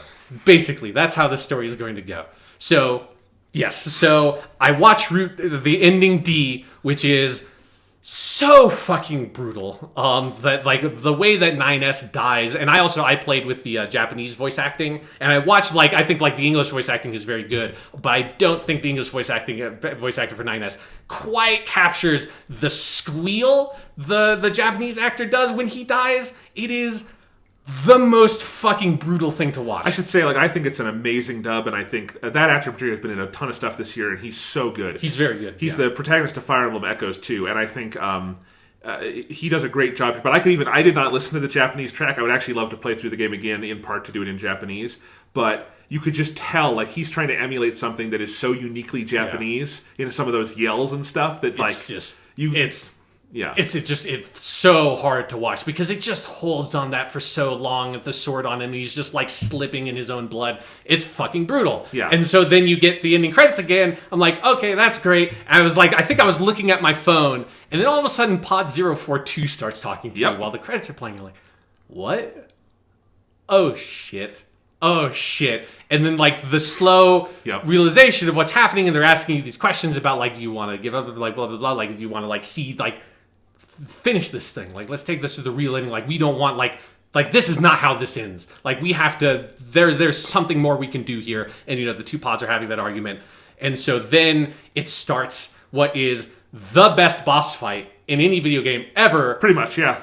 You literally fight the ending of the game, and it is the bullet hell mechanics, but you fighting through the ending credits of the game. It is basically how, in my mind, how this worked out is Yoko Taro, who's the sort of basically the Kojima-esque figure for the game. He's the big kind of game design lead, and is a very sort of interesting personality if you've read any interviews with him, which a lot have come out since this game, because this game has sold over 2 million copies. It's a weird success for how strange of a game it is. But he's a weird guy, and in my mind, how this sequence started was he was really drunk one night, which he tweets a lot about getting drunk, and he was playing, for whatever reason, he was playing through the arcade mode of Super Smash Bros. Melee, and got to the end of Super Smash Bros. Melee, where you have this fun little, Star Foxy minigame where you're shooting all the credits. He's like, this is a great idea, I'm gonna fucking do this, and I'm gonna break your heart while I'm doing it. Yep. Because you're fighting through the ending credits, and it's amazing, and the fucking ending credits song, Weight of the World, is building up, and building up, and building up, but then eventually, as you get deeper and deeper into it, it just gets impossibly hard. I believe it's once you get to the Square Enix PR team, which is the best thing, that it's once you get to the fucking PR team, which are the people who are nice enough to let you know you should play the game again after Route A. So it's I don't know what Yoko Taro has against the PR team, but he has something against the PR team, and they are brutally difficult to destroy that credit with your sort of bullet hell mechanics. And so you just die over and over and over again. And then, but every time you die, you get this screen with all these weird messages about don't give up, man, you can do it, and all these kind of things. And you see this stuff, and what the fuck is going on? And then eventually, they'll ask you questions each time, yes. Do you think games are silly little things? Yeah, it's no, and keeps on asking you these things. It's you want to give up, fucking no, and it keeps on asking all these questions like, is this important? Like, yes, it's important, motherfucker. Like, and you just keep on doing that. And like the music is building up, and this like chorus starts coming in, and it's switching between the 3 different languages of the Way to the World song. There's the English one from Route A, the Japanese one from Route B, and then C and D have like the fake Frenchy language. So it's like switching between all of those, and then you just have this like chorus of voices in the background singing along with the song, and then eventually like you are offered this help of like, do you really want to do this? Like, yes, it's like you join forces. There's all these other ships surround you, and all of a sudden you're super powerful, and you're wiping through the credits. You're shooting like 100 blasts every time you pull the trigger, and every time you get hit, like you are not destroyed. One of the other little ships surrounding you is destroyed. But when that happens, a little message is going to play in the bottom left that says like, "Dubba dubba dubba does data has been destroyed." And like, that's kind of weird, but not really thinking about it because I'm in this super powerfully triumphant mode of just like this powerful sort of connectedness all of a sudden, where you realize that you're not alone playing this game, that like everybody is in this together. Like everybody wants to see this tragic conclusion have some sort of silver lining, want to fight for something that like something better, some better conclusion that could happen for these characters that you've come to care about over this like 40-hour long fucking game. And so you're playing through it, and then finally you triumph. Finally, you destroy the ending credits, and you've won this like small opportunity, and you get the great cutscene of the pods sort of like rebuilding all the characters, and sort of they have this fun little conversation about how actually I wrote down some of the lines because I think because you have pod 153 opens up with a line that like she sort of like recontextualizes and brings up the line from the very beginning of the game that 2B gives this little speech, and she says, "Everything that lives is designed to end. They are perpetually trapped in a never-ending spiral of life and death. However, life is all about struggle within this cycle. That is what we believe." And then Pod 042 says, "The possibility of a different future also exists. A future is not given to you. It is something you must take for yourself." And so they're sort of talking about this, and they're talking about how if you're putting everything back the way it was, like with their like memories and who they were and all that stuff, how's there ever going to be another conclusion? And that's where Pod 042 says that there is this possibility for another future. There is at least a chance that things could be better. I felt like, and at that point I was like so high on this game. Like that whole sequence is so triumphant. I think it has such a brilliant understanding of tragedy as a genre, which we'll talk about more. But then after that, you get a black screen, and Pod 042 starts talking to you again.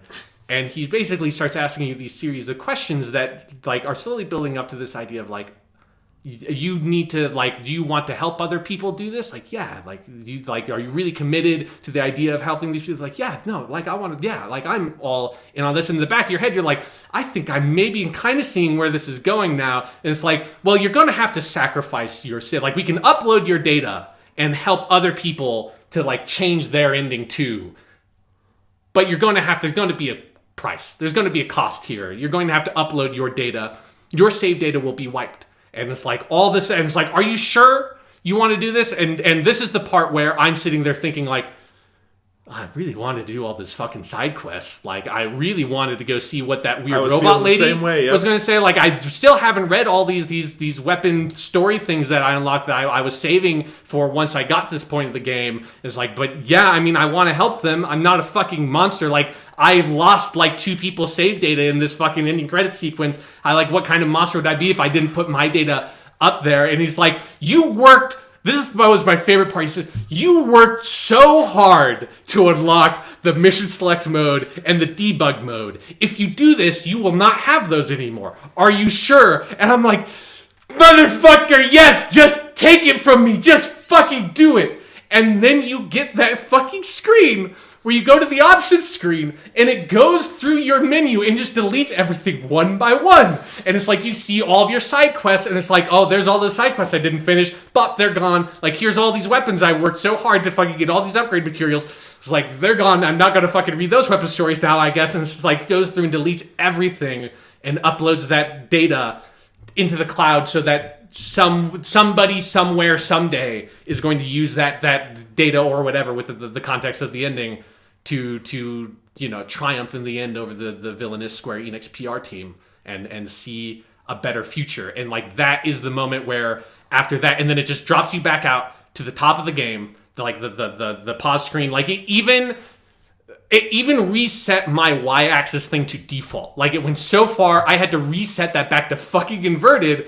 And I started playing the game again just to see, like, just because, like, I was like, there's no, like, does something, like, because, I mean, that's what the ending of the game is like, there's some chance somewhere, someday, that there is a brighter future for these characters, and it's, like, leading you into the, like, cycle that's not a literal cycle. Like, I don't think you're supposed to literally think, like, oh, like, all those, like, billions of pieces, somehow Pascal came back somehow and had all those memories, like, but it is a metaphorical cycle, like, starting the game again and experience the story again.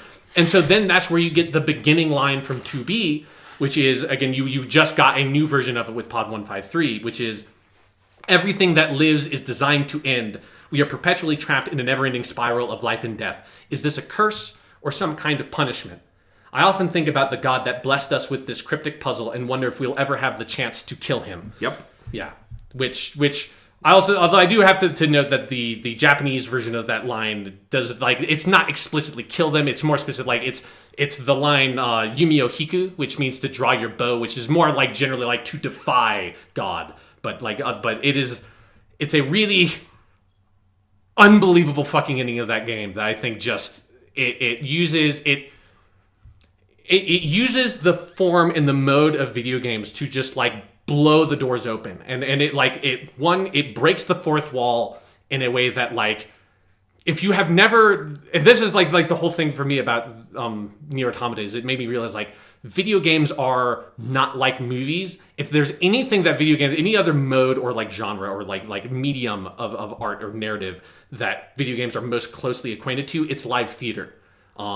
Because you have this like uniqueness of experience, this live experience with this thing that is personal and immediate and responsive to you in a way that only live theater is. And if you haven't seen a lot of Shakespeare live performed, like, I think it like performed well live. Like Nier Automata honestly has like a very similar quality to it, of that, like, it breaking the fourth wall to you in the way that some Shakespeare plays effectively break the fourth wall. Like, you know, there's the famous speech from The Tempest where he talks about, like, our whole globe or whatever, there's a theater, all that shit. Like, movies, TV shows, books can't break the fourth wall. It's not possible. Like, they can emulate the process of breaking the fourth wall, but you can't break the fourth wall unless you can or interact with whatever's on the other side of that fourth wall, right? A movie can't interact with you, the audience, because a movie is a scripted, contained, controlled, physical thing that exists and always will be that thing. And if you play a movie in an empty room, it breaks the fourth wall in the exact same way that if you played a movie with a huge theater audience, that movie has no ability to adapt to that experience. But a video game does, and live theater does. And the way that experience and my relationship to that ending is so specific to how I experienced it, and the different names and messages I saw along the way. The message I put out there, which was also, I forget what the whole thing was, but I remember specifically because it was right after seeing the episode of Twin Peaks with the apple pie. So that was the frame, that was the context, that was the frame of mind I was in, was I had just seen that episode. So I ended my like hopeful message with, "I'm in your corner," which is what Battling Bud says to Coop before he gets into the car. And so it's like, and that whole experience is so personal and fresh and unique to me. And the messages I saw, the people in there, the people I connected with over the network, directly or not, like that human experience and that social experience of connecting with these other people, experiencing this thing with me as it is engaging with us, is so incredibly powerful that, like, I was almost brought to tears just by the sheer humanity of what was happening and this real sense of human connectedness, even when it was so distant. Even just that sense of like this is not just something that's stupid, right? Like, this is something you care about, and them asking you those questions and knowing that every other person that is doing this thing, like right now or has in the past and uploaded their data, has been going through this same process and giving these answers and is like standing there with me symbolically in this process, is just something that no other medium can really do. And I think, it's just incredible. Talking about the live theater connection, you know what it reminds me of, in that when we make this comparison, is Peter Pan was originally written by J.M. Barrie for the stage, not as a novel. And in the stage version of Peter Pan, famously, when Tinkerbell dies in the play, Peter turns to the audience and asks everyone to clap. Right. And only by the audience clapping enough will Tinkerbell come back to life. That's kind of what Nier Automata does. Basically, yeah. Only the stage is the game, and the people in the audience are not in one room. They're in And if million. Tinkerbell got impaled with a sword and screamed to death while she like slipped in her own blood. Yeah, which would be a different kind of Peter Pan. Yeah.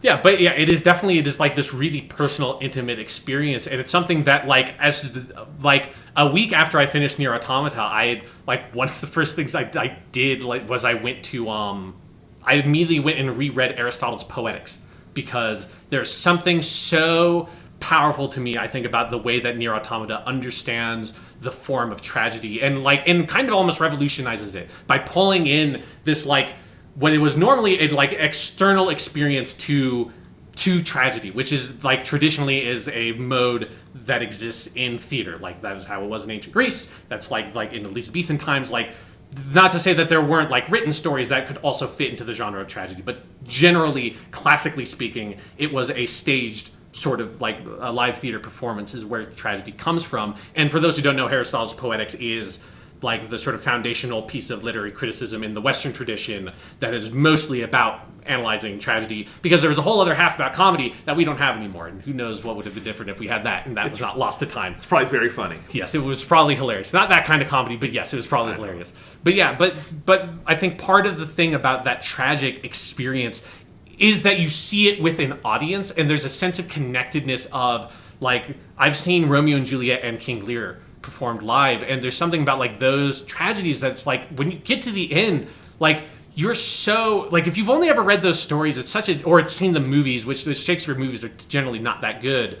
Like it's hard to sort of just describe like what the like connectedness you can feel towards the characters when it's played well live in front of you by people who are like good Shakespearean actors that have like done this before with like a good setting, and like with a group of people that are invested and interested with this thing.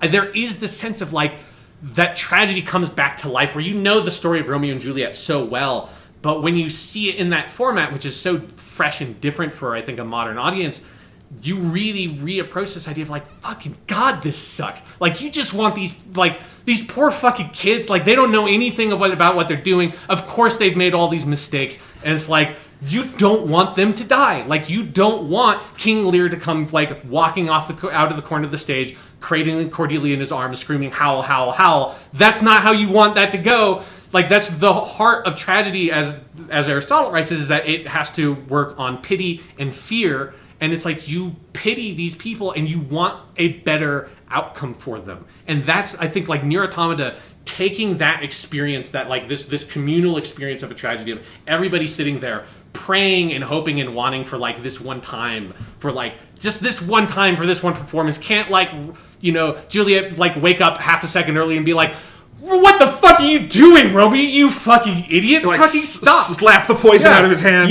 You idiot! What the fuck are you doing? You know, you want like the people to be able to like get back to Lear and Cordelia like 5 seconds earlier, right? Like, you just want that outcome to be just that little bit different. And this time, because it's live, it feels like, you could just do it, motherfuckers. Like, I get you'd have to improvise it, but you could, if they wanted to, you could right now, straight up, you could just make this a happy ending. And of course they never do, because that's the point of the tragedy. Yeah. But I think, like, there's something... And the inevitability of it is part of that, right? That Exactly. You know it's coming. Yeah, but you're sitting there and hoping and praying for it to be different this time. And Nier Automata takes that experience of tragedy and incorporates that into like the text of the thing itself, which I think is brilliant, and an amazing sense of like tragic storytelling, on top of like the already like really fantastic tragedy of like 9S's story throughout the game is like a textbook Greek tragedy in a lot of ways. But then, like, on top of all of that, is it's not just like playing with the tragic form and tragic genre in really fascinating ways. It's also using that to tell the core themes of its story, because that is the core theme of the story, is that, dude, life is shit. And like they say, like, all existence, all life is designed to end. Or like what the Japanese line is they use the word horobiru, which is not just to like end, it's like to fall into ruin. It's like a more kind of like high word, because those two speeches are in like kind of more theatrical Japanese, which they don't quite do in the translation. So it's like, but it's the sense of life is always going to end. It's always going to fall apart. It's always going to degrade and devolve into ruination, because that is what existence is. And we all know that. We all recognize that. I mean, if you're an adult, you should understand that is the fate that awaits you, and that's why you come up with like religion or whatever it is to sort of like live with that fact or disguise that fact from yourself. But we all have to sort of contend with this implicit understanding that you will die someday, that everybody you know will die someday, everything you care about will die, like everything you care about will end, like America will fall, the human race will fall, the planet Earth will be absorbed by the sun and be destroyed effectively. Like all these things, like the universe will eventually, like all the energy in the universe will disperse to such a point that it is physically impossible for any life to exist anymore. Like all of those things are going to happen. Everything that we understand about existence will someday no longer be. And we all have to live with that knowledge, and we live with our lives sort of like ignoring that fact and hiding from it. Or you use it to justify pure apathy, which is, I think, where like Nier Automata interrogates that of like, that's kind of where the hole that 9S falls into, is he just, after 2B dies, he stops caring about anything anymore, and he just doesn't give a shit. And it's just pure apathy, it's pure rage at the machine and apathy at the world, and of ever trying to sort of pick himself up and do something better. And that's like the trap of existentialism, is that it invites this attitude of, who gives a shit? Like, why make a difference? This is something we saw like very powerfully at the most recent election, is there was a lot of people that are like, who gives a shit? It doesn't matter. You already saw fucking Donald Trump like a couple of days ago, and then again today, saying this shit about like, oh, it's bad on all sides. It doesn't bad, like it's blah blah blah, like blurting this kind of like apathetic bullshit about how nothing matters, nothing is important, everything is bad, blah blah blah blah blah blah blah, and falling into that hole and using existentialism and using the eventual ruination of everything we care about to justify that. And on the one hand, I totally understand where that comes from, but I think the brilliance of Nier Automata is it goes through this whole long process, in some ways justifying that philosophy, it demonstrating to you just how true all of those things are, that everything you care about will fall into ruination. This game takes place 10,000 years after the human race is fucking extinct, so it feels like, of course nothing matters, because these aren't even humans, like our entire race is already gone.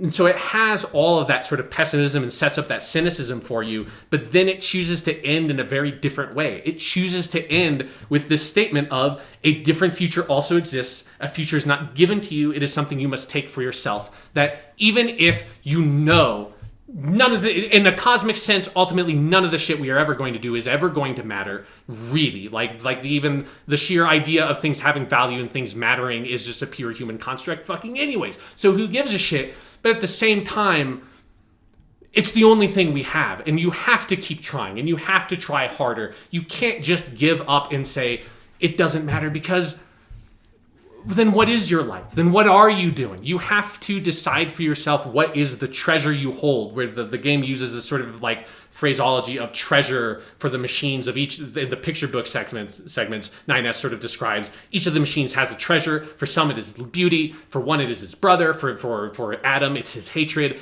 but like that treasure is whatever your raison d'etre is. It's whatever your reason for being is.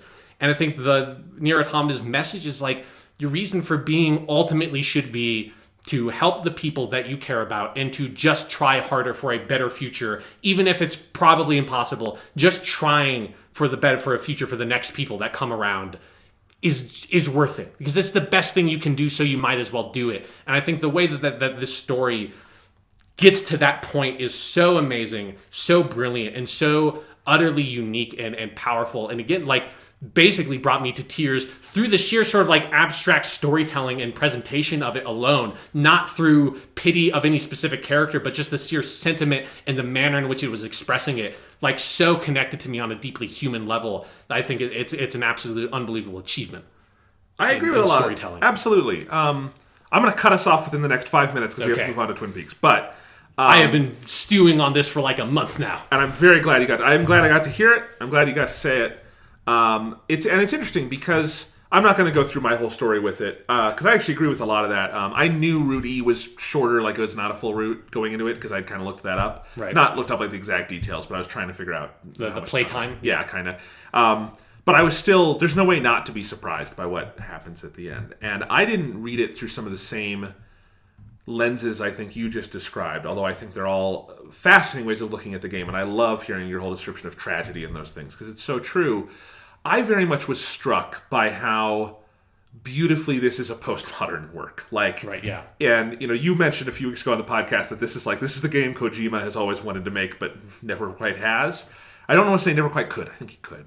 Yes, he can. Like, he just needs a good editor. Yeah, basically. But like, and I agree, because this game at the end, what it does is in imagining the video game medium as something so powerfully malleable is fascinating to me. Yeah. That form, function, all these basic things that you look at in any kind of art, it's imagining video games as something unshackled from all those ideas. That like the climax of 9S's story is this little visual novel that is such a beautiful moment where Adam, basically his dead consciousness, invites him to come live on this thing on the moon that he might or might not make it to, and just this kind of pool of consciousnesses. And had the game ended there, I think it would have been brilliant. It's a great, beautiful, sad note to end on of redemption, sort of, but not quite. Right. But also, like, so many things haven't been answered. So many questions are still out there. What is the ultimate ending we're going to see here? And the ultimate ending is, yeah, this is probably all going to come to shit, but it doesn't have to.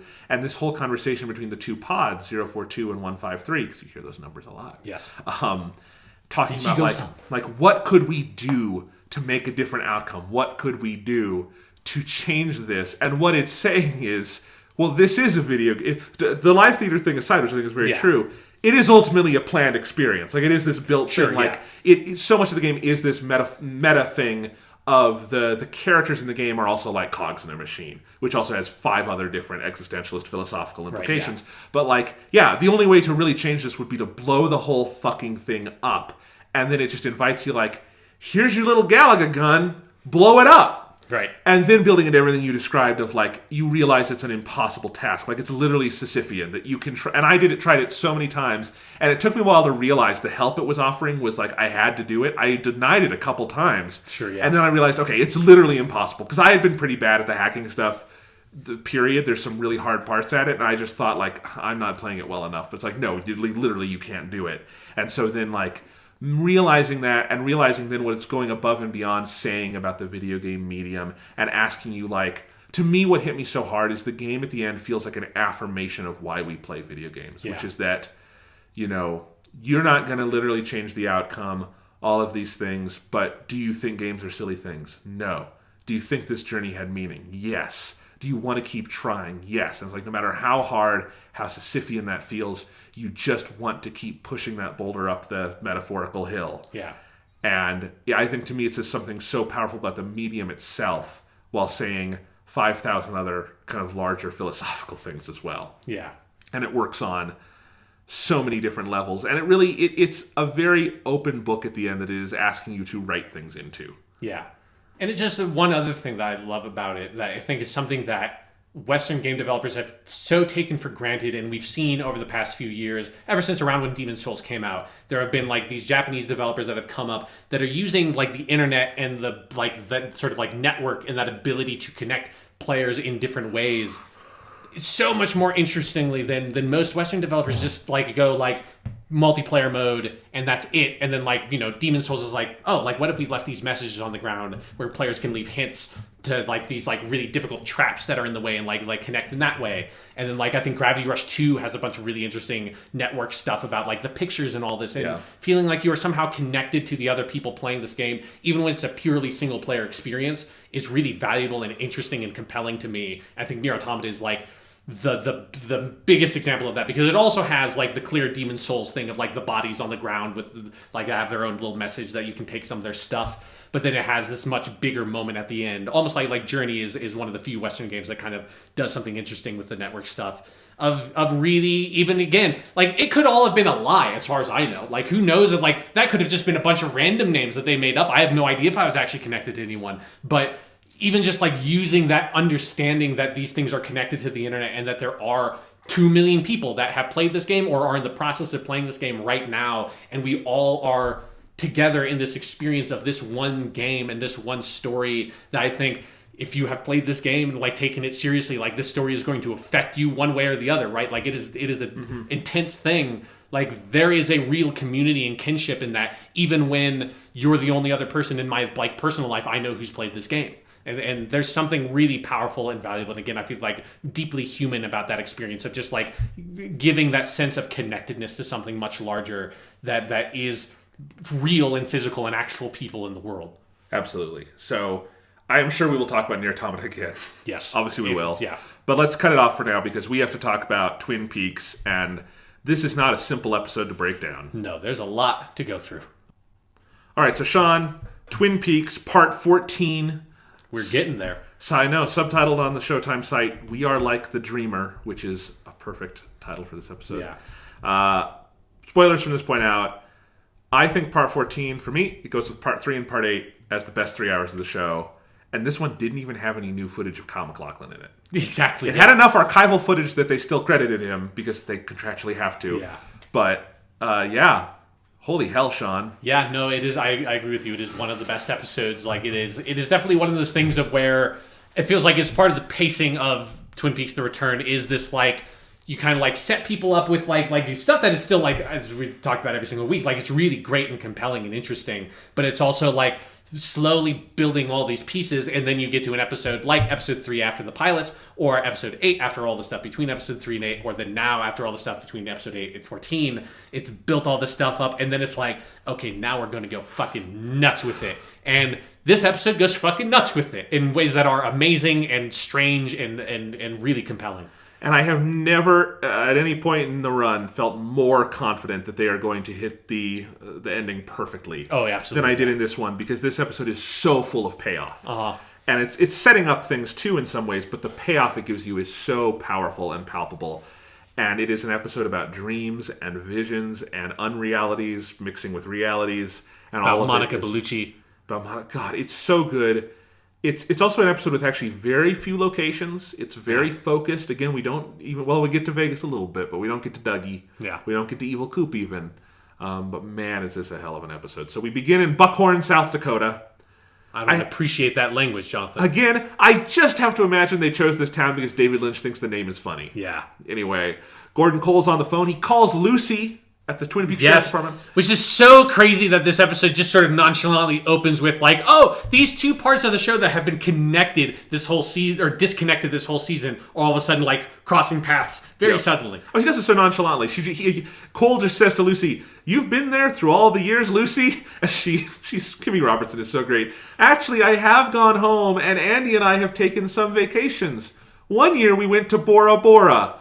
And then Lynch just holds on his own face because Gordon Cole is very confused by Lucy. But anyway, returning Sheriff Truman's call. Didn't know it was Frank Truman, which I think is an interesting detail.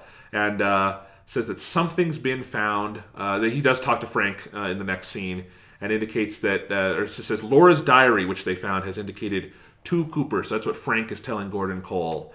And then Gordon Cole has the great line, "Thank you very much, Frank. Although I can't comment on this information, I want you to know I really appreciate it." And for the first time, like in Twin Peaks history, someone seems slightly taken aback by Gordon Cole. And that's just slightly, Frank Truman is like a little bit like, this guy's a little off. Yeah. Which I love. It's just, oh man, I love it. But anyway, that's a good scene. Just getting some of that. So. And just setting that little bit in place that now the FBI know for sure that there's something, they had an inkling that was something weird going on with Dark Coop, but now they have a path to sort of navigate that with this idea of 2 Coopers. Yeah, so there's a lot of exchanges of information in this episode. There's a lot of people being made aware of things, including in this next scene, the audience. Yeah. So let's talk about the next scene, which is Albert and Tammy. Yeah. They're in their hotel room. Albert is telling Tammy the history of the Blue Rose. I love this whole piece of exposition. It's that in 1975, 2 agents in Olympia, Washington, went to look up a suspect named Lois Duffy.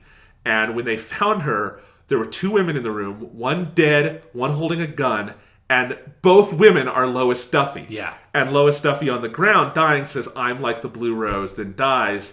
The other woman screaming, also Lois Duffy. And as Albert helpfully tells us, she did not have a twin sister. Yeah. He says very nice, by the way, she didn't have a twin sister. Anyway. I would not put it past Twin Peaks. Lois hangs herself while awaiting trial. And here's the kicker. The 2 arresting officers were Mr. Gordon Cole himself and Philip Jeffries. Yes, who's a name we've been hearing a lot in Twin Peaks: The Return, but we have not seen him for sad reasons. But That was a cool scene. Yes. That bit of exposition is so interesting and exciting, and clearly, this has all happened before. This is all happening again. Because this echoes not just obviously evil Coop and good Coop, but the whole thing with William Hastings, the Matthew Lillard character, and all this stuff that this is clearly some kind of cycle they're working through. Of course, there's this great exchange here where Albert says, "Now, what's the one question you should ask me?" And Tammy says, "What's the significance of the blue rose?" And the answer? She thinks, "A blue rose does not occur in nature. It's not a natural thing. The dying woman was not natural. Conjured. What's the word?" I had to look up the subtitles for this. A tulpa. Yes.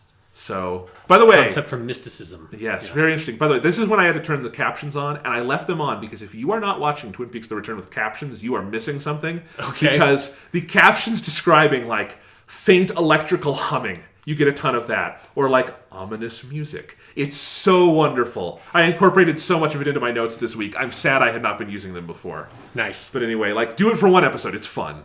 Anyway, so yeah, that is an interesting piece of exposition. I like how much, and we'll get more of this in a little bit, Philip Jeffries is central to all this, even though David Bowie can't be in it. Yes. But he can in spirit. Yes, we'll see. Go there in a little bit. So Gordon Cole comes in after this, and he's got big thumbs up and says, "Coffee time!" Which I love. And there's a really weird aside where a window washer is there wiping the windows, which upsets Gordon's hearing aid. It starts as a gag, but it gets really rough. Yeah. And then finally Diane comes in. Deputy Diane reporting. God bless Laura Dern. And then they go over the whole Briggs thing again.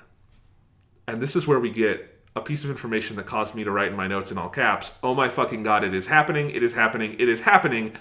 2 lines of exclamation points. Because I was so excited. Because what you learn here is Albert explains that they found this ring that says, "To Dougie with love, Janie E." And Diane goes, "Oh my God, my sister's name is Jane, my half-sister. She's married to a man named Douglas Jones, but everyone calls him Dougie, and her nickname is Janie E."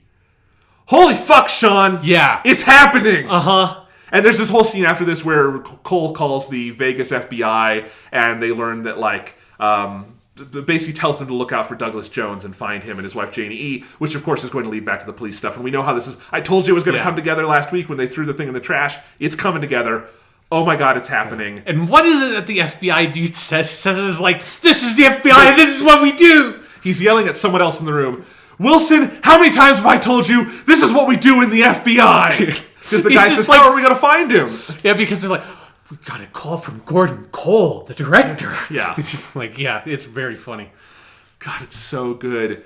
But how exciting. Okay, so Janie E. is Diane's sister. Uh-huh. I mean, I think that makes so much sense of why Coop is so attracted to her. They have this sort of weird relationship through Diane now.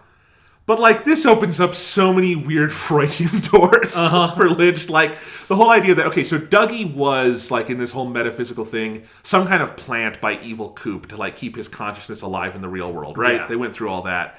So he picked Diane's sister to, become the vessel to marry Dougie. It's all so bizarre. Yeah. And now Good Cooper has come out in that form.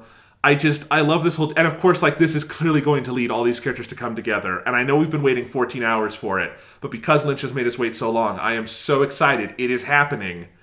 Even if it takes another couple episodes. These characters are all going to be in a room together. Lynch has very clearly promised us this. I mean, we don't know... what their velocity is going to be, but they have been given a vector. Yes. They have a direction.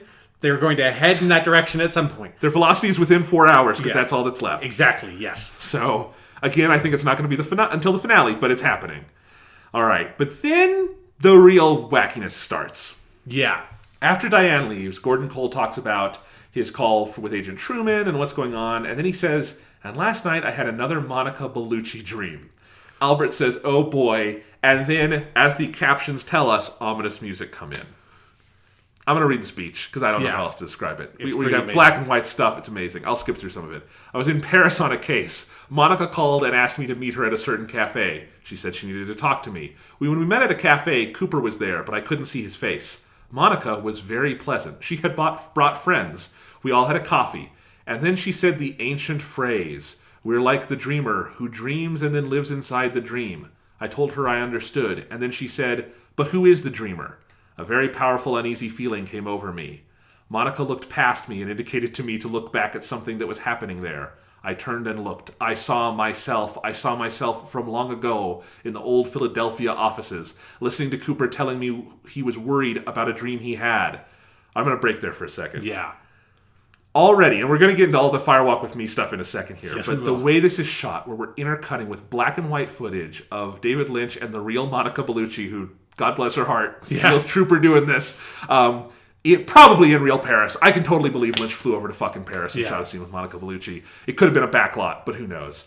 And they're having their coffee, and every time we cut back to like the color footage of real Gordon Cole telling the story, it's this super low angle on him up, which I love. Like, Lynch has a great way of like studying his own face on film, like a Van Gogh self-portrait. He's really good at it, and I love that. And then you get these dream sequences in black and white, and some of that dialogue is intercut with like Monica Bellucci will say some of it, and it's just the whole thing. It's such a beautiful production. It also feels to me like this is one of those Rosetta Stone scenes for the David Lynch filmography, which is like 20 years, someone writes a book about David Lynch after he's passed or something. That's going to be one of the scenes we use to interpret everything he ever made, is how this comes together with the meta stuff with Monica Bellucci and the weird thing that, and the whole statement of we're like the dreamer who dreams and then lives inside the dream, but who is the dreamer, that's the question of like every Lynch movie pretty much, up to and including Dune, I think, pretty well.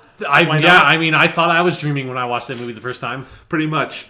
Just the whole, and it gets into more concrete exposition for Twin Peaks, which is why I stopped where I stopped, and we'll get into that. But like that whole scene utterly took my breath away. Yeah, and it also just like it's the Rosetta. I think you're right. Like it can be used as a Rosetta Stone for like a larger sort of like Lynch discussion, because obviously dreams is a big theme in his works. Like I think because this scene also is like the most fucking Mulholland Drive thing ever. Like that is not just Mulholland Drive. Like it's pretty fucking crazy.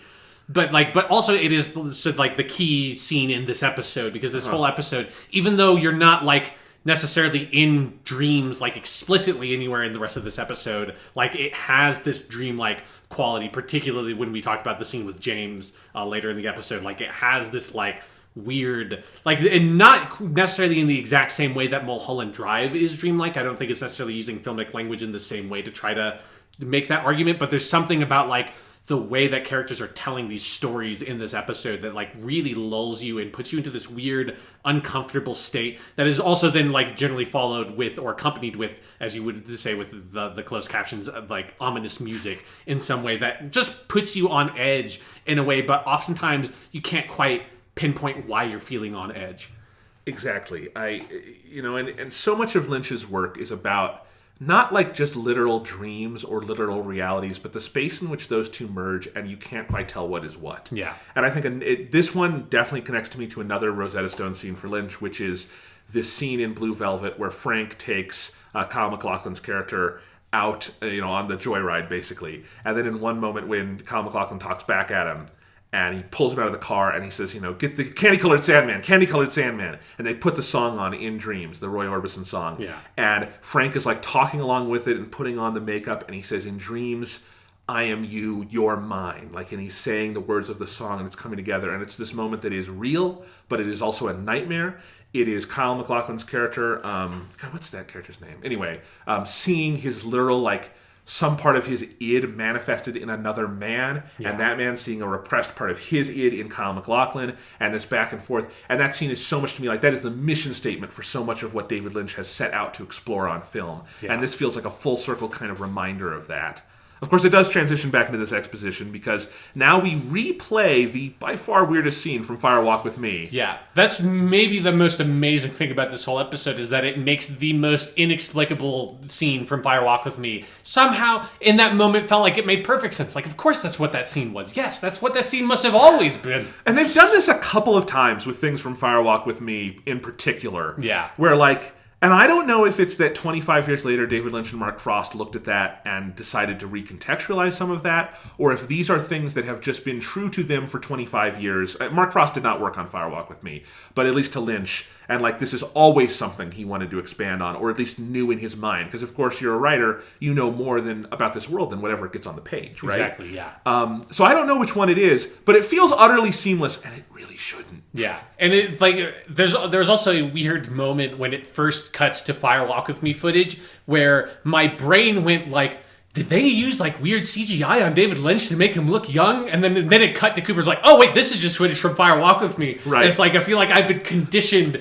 by this like slate of movies we had over the past couple of years, like Kurt Russell in Guardians of the Galaxy this year. That's like, I can't tell anymore if people are the age that they are in movies. It's a weird problem to have, isn't it? But yeah, no, I love so Cooper's, because now we're into layers of dreams. Yeah, and because that whole scene in Firewalk with Me, I've always read that in that movie as a dream sequence. But who knows now? Yeah. But anyway, and Cooper says here, Gordon, it's 10:10 a.m. on February 16th. I was worried about today because of the dream I told you about. Notice the nonsense bullshit numbers again. Yeah, Lynch has always loved them. And Cole continues, and that was the day Philip Jeffries appeared and didn't appear. And then we have the scene from the movie with the great David Bowie. And while Jeffries was apparently there, he raised his arm and pointed at Cooper and asked me, and then we have Bowie saying, who do you think that is there? Yeah. Damn, I hadn't remembered that. Now this is really something interesting to think about. And then Albert says, yes, I'm beginning to remember that too. Hot fucking damn, Sean. Yeah. This is also the first time we have seen Dale Cooper as Dale Cooper proper in all of Twin Peaks: The Return is in stock footage from Fire Walk with Me. And it was kind of shocking to be like, right, that's who that guy is. That's who he was. The closest would be like him in the Red Room, but he doesn't say anything. And he's kind of a spirit version of himself. But yeah, we haven't even cut to archival footage of him. So that's, you're right. What a scene, though. Like, because now we have some more tangible things to go on here where, like, clearly, like, there's this whole idea of, like, Cooper's possession being broken out of time. Like, it's not a linear thing. Mm-hmm. So, like, you have the idea of Philip Jeffries, like, warning about it there. And maybe Cooper having a premonition. And, again, when I think this might be something that has just been rattling around inside of Lynch and Frost forever, it's because in the deleted scenes from Fire Walk with Me, which, if you haven't seen, you should, because they're amazing. Yes, they're basically another movie. Yeah, they are, and they're very good.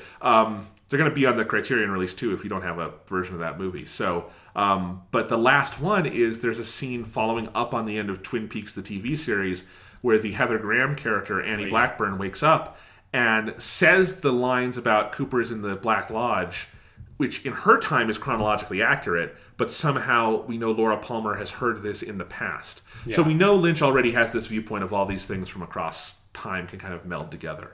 And I want to talk about that a little bit because I've noticed, like, because of that and some other things going on, some people on Twitter have been saying, isn't it a little ridiculous that Lynch is referencing things from his own deleted scenes? Like, how can you expect someone to say that? And I think that's the wrong way to view it. Yeah. None of the things that are quote-unquote references to deleted scenes, I think, are meant as, like, references, like that you're supposed to see, like, oh, that's a reference to that deleted scene. Yeah, if you didn't know what it was referencing, you wouldn't be able to understand it. No, I don't think it's that kind of thing. It's that these are things that were deleted, they didn't use, and now they're bringing them back and recontextualizing them. Yeah. And that, to me, that happens all the time. You know? Yeah, like if those deleted scenes had never been out there, like they could present this information the exact same way and nobody would bat an eye because it would just be like, oh, this is just new information that they're using to recontextualize stuff that happened before. Like, we just are exposed to the fact that they had this idea in the 90s because we saw the deleted scenes. And the deleted scenes, like, for us critically, gives us more of a vision into Lynch's mind, just in terms of, like, okay, what did he shoot then? What did he leave on the cutting room floor, etc. Like, you know, I think, and definitely those deleted scenes have helped inform my view of some characters, like Bobby, especially because he is such a presence in those scenes. Yeah. But no, I don't think Lynch is saying you have to have seen the obscure deleted scenes that were caught up in French financing for 25 years and weren't made available until the Blu-ray in 2014. Yeah. Even Lynch isn't that crazy. Yeah. Anyway. But yeah, these scenes, man, so good. It's just amazing. Like, it's just mind-bending stuff at some point. Be like, what the fuck? Like, because again, it is that, like, dream within a dream idea. It's also something that, like, to talk about with this episode of just, like, the idea that's obviously always been here with Good Coop and Evil Coop. I think we're getting deeper into this idea of people having doppelgangers now. Yeah. That's such an English major, like, doppelganger in something, like pull out the Freud, pull out all this stuff, like, let's talk about it. Absolutely. So we then go to the sheriff's department for a quick scene where Bobby has brought sandwiches for everyone from the Double R Diner. I like that they've developed all this, like, Double R to go logos and stuff for the production. That's one thing we haven't talked about enough, how good the production design on this show is. And Lynch has always had it. He works with the great I forget his name. It's also the production designer for Terrence Malick. But I don't know if he worked on this or not. But great production design. Anyway, this is the scene where they bring in Chad, the evil cop, and arrest him. Or the douchebag cop. I wouldn't call him evil. He's just a douchebag who has done bad things. Right, the dirty cop. The dirty cop. And they arrest him, and one of them says, "We've been watching you for months. Take his badge and lock him up." I think that's Robert Forster says that, and I love it. And then Bobby says, "There's your roast beef and cheese," for Robert Forster, which I just love that, like, Lynch and Frost probably had a whole conversation about what would Sheriff Frank Truman order for his sandwich. Yeah. Roast beef and cheese. I believe it. I believe Sheriff Frank Truman would order that. I also love that because, like, one of the because it's Bobby's, like, laying out all the sandwiches he got. In the last one, it's like, just cheese. It's Right, like, the joke. who ordered just a cheese sandwich? And we never find out. Yeah. Anyway. It was Andy. Next It was definitely Andy. It was almost certainly Andy, who gets a fucking scene. Yeah, he does, yeah. I wrote, for the next cut, "Wind whooshes over the pines of Twin Peaks, shrouded in fog. An amazing aerial shot which pans down into the fog. The team drives down a forest road and get out on the side near some trees. On the captions, faint electrical scratching. Bobby leads a group of 4, Bobby, Frank, Hawk, and Andy, as they go into the forest. Lynch holds on their emptiness for a moment after they disappear. Then they are traveling, hiking through the foliage, a Malick-esque shot from below of the trees on high, spinning slowly, light breaking through. They cross a river. Andy lags behind a bit. Soft atmospheric music on the captions, which is so true. More Malick shots, those kind of tree shots where you have light breaking through. It's a very traditional, or it's a shot I think of in terms of Terrence Malick. He does that a lot. Then back to the group. They're on what used to be the road where Bobby's father used to work. All gone now. Bobby doesn't really know what his father did, just that there were lots of machines. So what I read there was just an attempt to kind of describe this sequence of shots, which is, I think, some of the most amazing filmmaking in Lynch's career, and certainly some of the most amazing filmmaking that's ever aired on American television. The way he conveys this journey through this series of...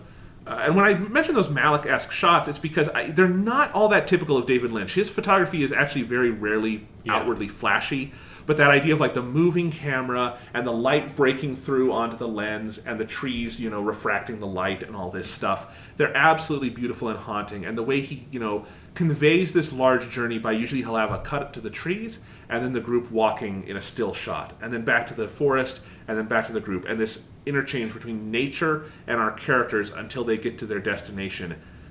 Utterly stunning. Yeah, and it builds this sense of sort of foreboding. It's like a classic American tradition of moving into the wilderness, and like as you move through the wilderness, you are like transported to something older, like primal, mysterious, and that is definitely what starts happening in the scene. But it is like, and you come across they end up at the Jackrabbit's Palace, which is just like a big old tree stump there, and you can see that, like, in Bobby's mind, like he still sees it as he did when he was a kid, kind of thing. The camera even comes in and does this disembodied, like, pan up on to the stump, like resting on the top of it. And Bobby says, "You know, we'd sit here and make up great tall tales." Hawk reminds them they must go 253 yards due east. And Andy reminds everyone they have to put some soil in their pockets. Frank hopes it's not another tall tale. Bobby says father told him never to wander around here without him. The whole scene is so great. Yeah. You used the word foreboding earlier, which is great because the next caption was foreboding atmospheric music. Well, there you go. Whoever's doing those captions knows their shit. It's very descriptive. It's good because now we have that disembodied and the camera gets more... When I say disembodied, it's like it feels like... It doesn't feel like it's just on a track, or it doesn't feel like it's just handheld, because it's very still in its image, but it's moving with, like, this apparition-like quality. High through the trees, love this stuff, and then finally they come to this clearing filled with fog and electrical crackling on the captions. And this just feels like almost like a universal horror movie scene filtered through Lynch's mind. Like if it was shot in black and white, it would look like a shot from Frankenstein with the fog. Because you have this body inside the fog. It's naked. That's all we can tell. The fog dissipates as they enter. This is the woman with no eyes, just scars, who, if I'm not mistaken, we've seen at some point in episode 3. Yeah, right? She was the woman in the weird boiler room, I think. Yep, that's what I thought. So she's there. She's trying to talk. No sound. The captions very helpfully describe this as odd chattering. I would describe it as chirping, personally. Yeah, but they say that later. Don't worry. And then there's this rock in the middle of the clearing with, like, this weird substance in it, like a cauldron of earth, like bubbling some. We never find out what it is. Everyone's very confused. And then someone says, it's 2:53, fellas. The electrical crackling sound grows, and then a portal opens in the trees, like we saw with Gordon Cole and Albert a few weeks ago. They're all entranced, the trees spin into darkness, and we wind up falling on Andy as particularly taken. He's gripping the woman's hand because, he's the empathetic guy, and then he has to put it down, stand up, and then in a jump cut, like an old school fucking jump cut, he just disappears. Lynch could clearly afford something more complex if he wanted. Like a weird special CGI effect or something of him dissolving. Right. But he doesn't want that. He wants in one moment of reality he's there, and in one moment he's literally gone. Yeah, you could just put a pop sound effect there and it would fit right in. And then he is in the Giant's Palace from episode 8 that we saw. Yeah. Which is also where Cooper started in literally the first scene of the whole revival. Yeah. Someone pointed out on Twitter that they think this might be, metaphorically speaking, or literally the White Lodge that was talked about a lot in original Twin Peaks. And I hadn't thought in those terms, but I like that idea. Literally, there's a lot of white in it, but the idea of this being that place kind of on high, seeing everything, where the goodness is kind of created and the badness is kind of studied. I like that this is the idea, maybe this is the White Lodge, the Black Lodge that we see, but they're connected. That's another thing that through all of the episode 8 in particular, but also episode 3, that space between them is not, it's sort of like two places on Earth. They exist in the same plane of existence. Yeah. So anyway, I just thought that was interesting. Andy is sitting in the chair opposite the Giant, although now I guess we have to call the Giant the Fireman, because that's how he introduces himself. We've got all our backwards talking. The Giant raises his right hand, puts it down with a faint whoosh on the captions. Suddenly Andy is holding something. And then there's this weird shot where smoke is collecting around him, but it's all backwards shot. It's like the smoke, after it has dissipated, coming back together, and then it whooshes up into a window above him. And Andy looks up blinking, the camera zooms into the white window, and a ghostly figure appears. And then we start re-seeing images from episode 8. We see Bob being born from the ghost vomit, the scene at the convenience store, the dirty bearded men, got a light. Andy sees all of it. It's being downloaded into him Matrix style. Exactly. Right?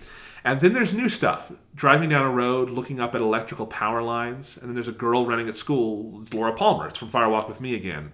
Her picture with, cheesy angels from a Hallmark card next to her. I think that was the angel. It looked like it was supposed to be the angel from the end of Fire Walk with Me. Yeah. Which is very intentionally this cheesy kind of thing. And there's red curtains and the body from the clearing with no eyes. And then you get what might be the only new footage of Kyle MacLachlan. I don't know when this was shot. An image of Cooper and Evil Cooper. First they're blended, then they get separated. A phone rings distantly. There's ominous rumbling as, in a scene we have not seen before, Andy guides Lucy somewhere in the police station. Which I wonder what that's going to lead to. And then we're back to the woman in the clearing. Low distorted groans. And then an image that is black and white but turns into color of the number 6 on a pole. My only association there was that looked like the RV lot that we've been seeing a lot with the, what's the actor's name? Harry Dean Stanton? Harry Dean Stanton character, yeah. And that almost looks like, is that maybe Becky's spot at the RV lot? Someone we know from that side of town. Sure. I could be wrong. That's just where that looked like what it might be to me. But those are all the series of images he gets. The smoke goes back into the object Andy holds. He starts breathing really quickly like the footage has been sped up, and then he disappears. So, what do you make of that scene, Sean? Well, Andy knows a whole lot of shit now, because that's also in the next scene you see he comes out of this experience driven and with a purpose the like of which we have never seen the fine officer Andy have in this series. And it does just one, it is really kind of mind-bending to see another character in that sort of setting other than Cooper, which obviously this specific setting has not existed until Twin Peaks: The Return. Like you said, it was the first scene we saw was Cooper in this kind of room with the fireman now. But it is weird to see Andy of all characters. Although it's one of those things where you wouldn't think to do it, but then when you see this, of course Andy's the one who gets sucked in here. It's not Hawk or Bobby or the sheriff. It's Andy has got to be the one with the most. He's got the most open heart. Yep. So he has to be the one to receive all this information and be sent on this mission by the firemen. Yeah. And just this whole scene, again, in terms of... let's finish it really quick, because we go back to Jack Rabbit's... what's it called? Jack Rabbit's Palace. And there's this beautiful, long, Brackage-esque shot, Darren-esque shot, where you have images of the other three characters moving around, but they're transparent, superimposed over emptiness, and they're all confused. And then Andy appears solid, holding the woman, and says, we need to get her down the mountain. She's very important, and people want her dead. So and he explains we have to put her in a cell, keep her safe. And the other guys, Frank and Hawk and Bobby, don't remember what happened. So that's all interesting. Yeah. But, okay, we've been building up to this. They're going to go look for basically a portal into this other world. Or we knew that. They didn't. Yeah. For weeks now. And I don't think anyone knew exactly what would happen, but I could not have predicted that. No, yeah. Nor could I have predicted just how satisfying it would feel. Because it's not like we got any concrete, quote-unquote, answers to anything, whatever that means or matters. But, like, it does feel like so satisfying that it was Andy being basically awoken to all this information the audience has had before. And now he's bringing that purpose with him into the real world. And, you know, there's a lot of that in this episode. There's a lot of characters. We saw that with the previous scene with Gordon Cole and everyone being made aware of things that we knew, or they make us aware of things that we didn't know. But it's a lot of people, like, learning things. Like, this whole episode, in some ways, is almost like the weirdest treatise possible on the concept of exposition. Sure, You know? And it's so beautifully done. And that whole trance scene with Andy, even though we've actually seen some of it before in Part 8, it is so powerful. Yeah, and it is, again, like, going back to the dream stuff from the top of the episode is another instance of this just very dreamlike scene. It's particularly it's the detail that the other people who went with him, like Hawk and everyone, don't remember any of it, in this way of, like, for them it was basically a dream. Like, they woke up from it and have no ability to recollect what happened. Yeah. And, you know, this is also such a long sequence of the episode. We don't actually have that much left, because the next scene is still with these characters. It's in the sheriff's department at night. In the cell, Lucy is giving the weird woman some pajamas. She says, they've been in my locker since the time that dog got lost in here. We don't learn any more about that. Andy and Lucy have this very tender conversation while the woman makes more weird sounds. And I love that Lucy is so nonplussed by this, which on one level makes no sense, and on one level makes perfect sense. Yeah. So that's all interesting. And then we get a very horrific scene where Chad is alone with the weird woman and then a new guy we have not met who has a bleeding face wound and is just pouring out, like, the grossest gunk from his face. Almost looks like tobacco spit, but grosser. Yeah, because you have that shot at the end of the scene of where it pans down and you just see it piling out. And it's not just blood. It's just, like, gross bodily bleh. And over the course of the scene, they're as the captions keep telling us, both chattering. And Chad is getting angrier and angrier, and then he just starts doing it with them. And that is just a pure horror scene, and it's fucked up. And I don't know where it's going, but it's interesting. Yeah, I mean, it's also just something to talk about just how unsettling the blind woman, like if blind is the word to use for having folds of flesh fused over your eyeballs. I don't know if that's blind. I'm just going to say blind. Are you blind if you never had eyes? Yeah, I don't know. I don't know if she never had eyes. She fucking knows what happened to this weird apparition thing.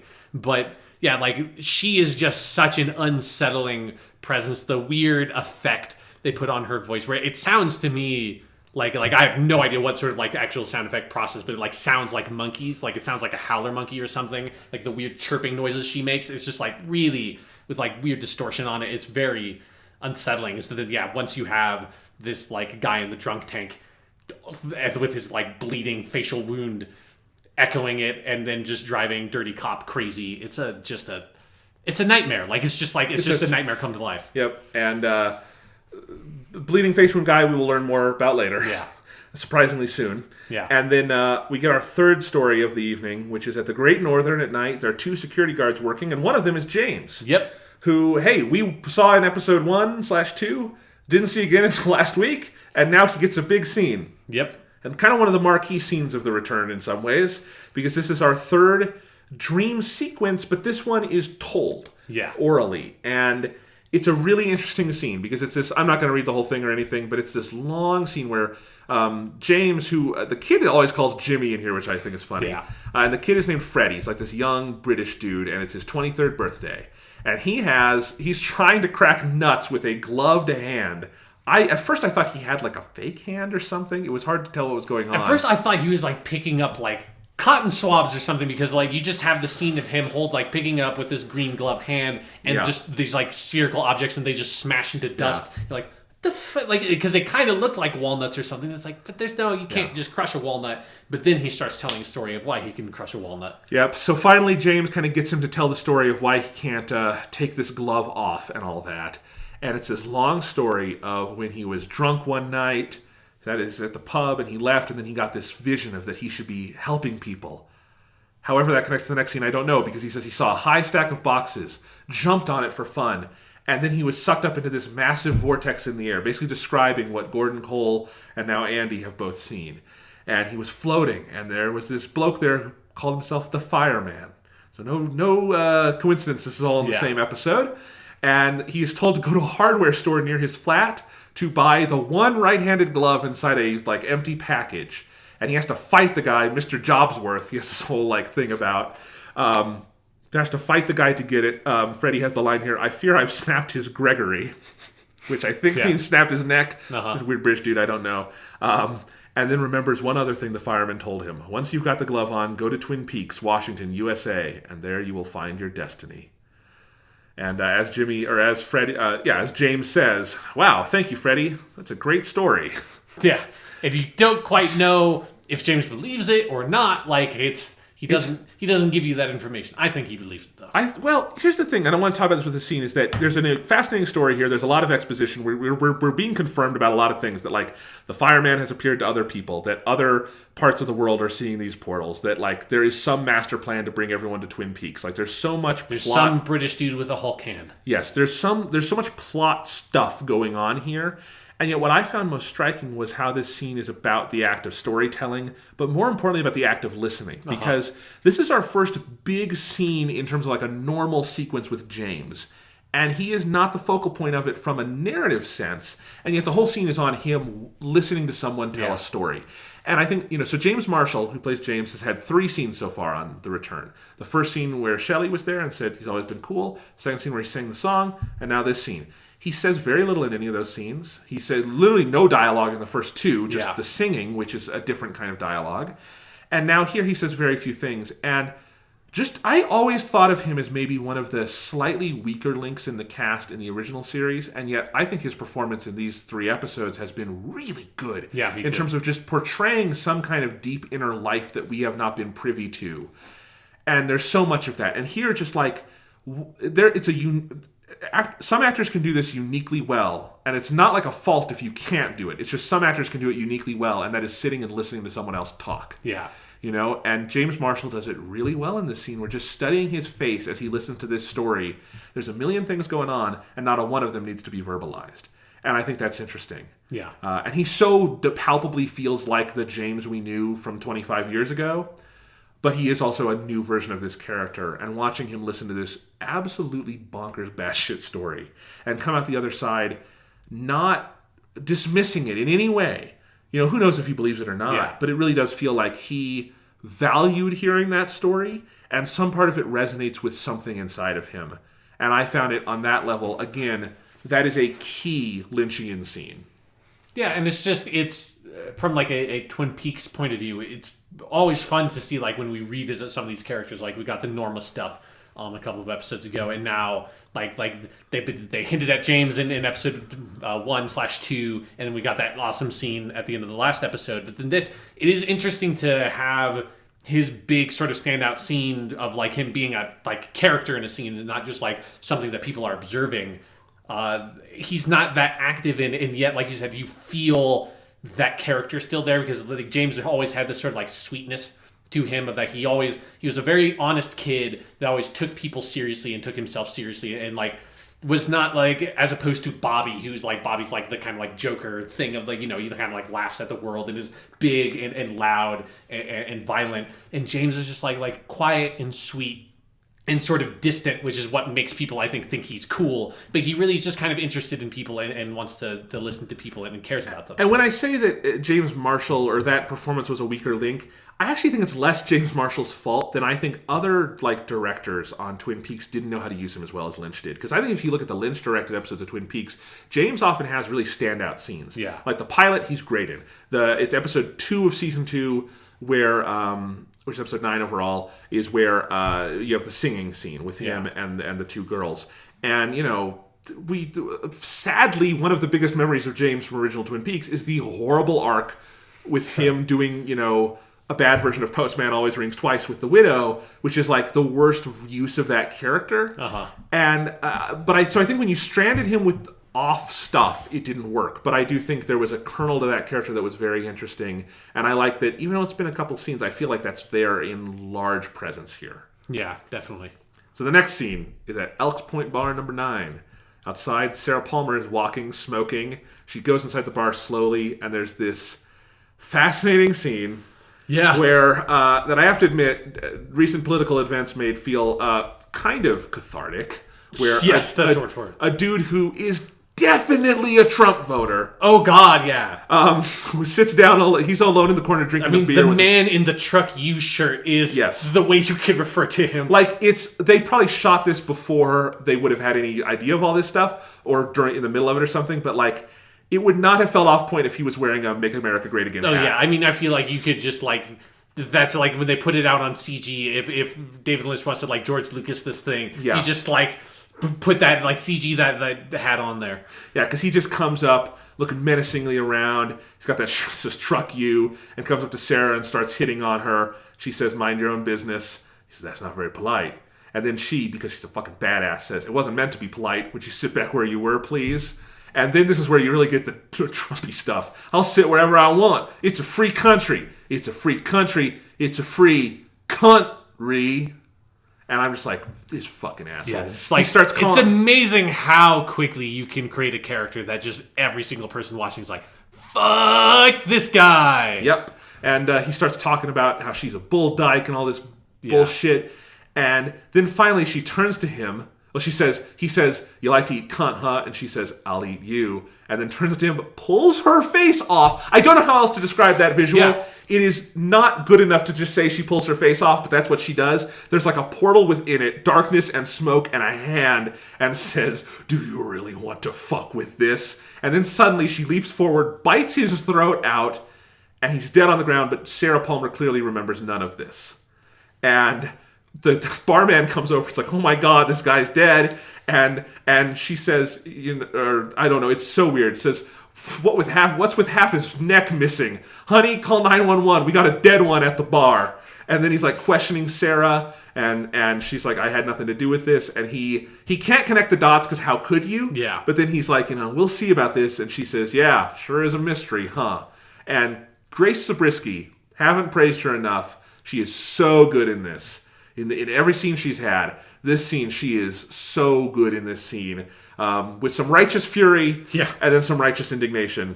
It's an interesting scene. Yeah, it's because, like, the other thing you can just, like, because when she pulls her face off and there's the hand, but then, like, the most terrifying thing is when, like, the smile comes up. Yes. It's, like, in the center of this black void where a mouth would be, but it's just this, like, I mean, it looked like something from an anime, like, honestly, of, like, just, like, this really, like, what the like, God, that's like, it's just a kind of image that like hits you somewhere like deep in you. That's like, this is just fucked up. Like, that's just so purely fucked, the image you're showing of this like person with their face off, and you could kind of see her weird face like from like a side angle off to the side, and then a black void where her face should be, and then there's just this giant sort of like cartoonish grin of like pearly white teeth in the middle of the void, and then she shuts her face, rips the dude's throat out with presumably her teeth, although there's no blood or anything on her at all.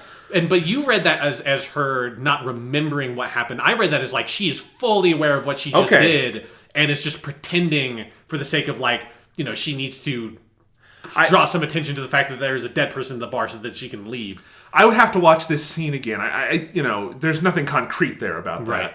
But yeah, I mean, that's how I read it initially, because there is this moment where she like snaps back to reality. But yeah, I did think a little bit. I wasn't sure what to say in my notes, but like, it's because she so quickly goes back to sardonic with her voice that's where I think you can see like, yeah, she does remember it. But I'm interested to see if we see more of this, because we'd had all these Sarah Palmer scenes that I thought were maybe just little interstitials or something, and I didn't know if they were going to go, well, not go anywhere. I shouldn't say that. I think they've already gone to some pretty heavy emotional places. But if they would kind of tie into larger things. And I think even if it's just obliquely, this scene confirms there's something up more with her than just being a sad widow. Right. And yeah, I mean, it's totally possible she is using those powers fully consciously. So very interesting stuff going on. Yeah, because it's like we were introduced to the character watching footage of like a nature channel of like lions or something hunting their prey. Boy, that's a good point. Yeah. And now she's ripping fucking dudes' throats out with her shadow mouth or whatever. So there's something, and then you had like the whole weird noise in her apartment when Hawk was checking on her. So it's like there's definitely, it feels like, yeah, those were not just like weird odd asides that were building up like a larger tone or sense of theme or something. Like it is, there you definitely get a sense in this episode that is a larger narrative construction that we're going to have to revisit again. That like the events of Twin Peaks have affected a lot of people in that town. They have clearly very much affected Sarah Palmer. Yes. If this show does indeed end with a Lovecraftian fight with a god, as we've said it might, or anime-esque fight with a god, yeah. I think it will come out of Sarah Palmer. Sure, yeah. Anyway, all right, one last scene in the episode at the Roadhouse where two women are having a drink. One is warning the other not to go in that nut place. And there's this whole long scene, and they finally say, "Have you seen Billy?" And I go, Billy, because that's who Audrey was so taken with in the last few episodes. And we learn that Billy was in the kitchen with me and my mom, one of the women says. Think my uncle was there, I'm not sure. And it's another story that's like a dream. Yeah. And says, at the window we see Billy, jumps over the 6-foot fence, runs the back door, sees her through the window, slams in, they're all screaming, blood is coming out of this guy's nose and mouth, hangs his head in the sink, turns and looks at us, and then bolts away like a rabid animal. And so we know, okay, that's the guy in the prison cell, almost certainly. That's Billy. And then we have this whole thing where apparently this woman's mom and Billy had a thing. So I ask myself, is this woman's mom Audrey? And this is Audrey's daughter. Now, the woman says, my mom's name is Tina, but the way she says it and the ominous music makes me think her mom's name isn't Tina. But I don't know. Maybe. There's something like weird about that scene because it's like there's two women talking and the one, like the other woman it's not her mom, like the one that's not related to Tina or whoever Tina might be. She's the one like asking about Billy, and there's something about like when the woman reveals, like my mom and Billy had a thing, and the way that like the girl, the woman listening to that like reacts, it almost felt like does this lady have something going with Billy? Also, like there's something like there's a lot. Billy is with a lot of guys. Yeah, that's kind of like what it felt like to me. Like but it is such an opaque scene because it's one of those like a number of scenes. Although now we're getting like. This is tangentially weirdly connected through this Billy character to characters like Audrey that we know more about. But it is another in the long line of scenes where you're at the Roadhouse and you just have these two people talking that you have no idea who they are. And they're just like talking about some weird, crazy, apocalyptic, random shit that's happening to them. Yeah, I mean, it makes me think like, is Billy sort of a new version of those dirty bearded men we've seen before? Maybe. Is he part of that realm? What has affected him? It's all very creepy. There are a lot of dots you can connect here, and the question is how much Lynch and Frost want you to connect them. Yeah. Which is, I think, where I'm going with like, I immediately started connecting the dots to Audrey, and then yes, you kind of have to pull back and be like, it's maybe more opaque than that. But who knows? There have been a lot of strong connections. So because there's also because she at the end of the story, like the last note you're kind of left with is that woman ruminating in like, I think my uncle was there. I can't remember if my uncle was there, and that like there's something about that was like the most disturbing line of all this like. Why can't you, like, did your uncle get eaten by time? Like, what fucking happened? Like, why, how would you not be able to remember if there was something, again, like, adding to this, like, dreamlike effect of you can't quite remember all the details, but this is supposed to be something that literally physically happened to you. It's so on point. Like, this episode is as focused as any episode of Twin Peaks has been, because literally every scene we just went through is on the same theme. Just done in a different way. Yeah. And it's all giving us exposition. That's the most interesting thing. When I say like a weird treatise on exposition, it is as far as Lynch goes in all his dreamlike stuff, but and about dreaming and all that, but it is also a heavily expository episode. And I think that blend is purely unique and absolutely magical. Yeah, it is a real talent to be able to make a story that, like, other than the stuff in the forest that we talked a lot about, that's obviously a big part of the episode. There's just more, like, kind of direct action there. But even that culminates in a scene of effective, like, it's wordless exposition, but is exposition to Andy. This whole episode is basically people sitting and talking to one another, and yet it is gripping the entire way through. Absolutely. The episode ends with the Roadhouse presenting Lissy, who plays her song Wild Wild West. I thought it was a wonderful performance, and it actually made me go look up her album, which is called Wild Wild West. It's very good. Is I the have to Will recommend Smith it. song on there? No. Oh. The song we were listening to is called Wild Wild West. Someone needs to edit in the Will Smith rap from the end of the movie Wild Wild West. Well, I will say the end of this Twin Peaks. That would be the most dreamlike thing of all. Lissy's Wild Wild West, if you looked at the lyrics, and again, I had the captions on screen, so I was very much into all the dialogue, it really feels like the perfect ending to this episode. And I love Lynch's taste is so all over the map with music, but I love it. I've actually been introduced to several artists through this show, and I've been listening to some of their stuff. So great stuff. The way he shoots the concert stuff, I would love him to just go around the country and just shoot indie rock all over the nation and do like a concert movie. He's so good at it. Yeah. Anyway, love all that. And then one notable thing in the credits is here we get In Memory of David Bowie. And boy, if that didn't pull at your heartstrings a little bit, you don't have one. Yeah. So that's Twin Peaks Part 14.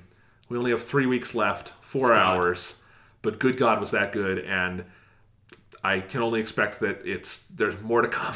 Yeah, because again, it's something we didn't sort of we noted at the top of the discussion. There was no Dougie and no Evil Coop in this episode, and I feel like when you get that every once in a while in the show, you have no Dougie. Then the next episode usually has a whole lot of Dougie. So, and in this week, we found out the things about Janie E. and Diane, and they know that, and the LA FBI or Las Vegas FBI is on the trail for that. So, only exciting things to come with Twin Peaks: The Return, which has, I think, already cemented itself as one of not just the great things in TV history, but like one of the most fascinating events in filmmaking history. So I am so excited to continue following this journey. Yeah. All right. Next week on the show, we'll talk Sonic Mania, we'll talk Twin Peaks, lots of other stuff will come up. Join our Patreon. We got a Doctor Who episode out. Yeah. We got 5 more episodes of Halo coming out this Friday. That is hours of content, and it's very fun and informative. And if you like Halo, you're going to learn some things. So yeah, patreon.com/weeklystuffpodcast, weeklystuffpodcast.com. YouTube.com.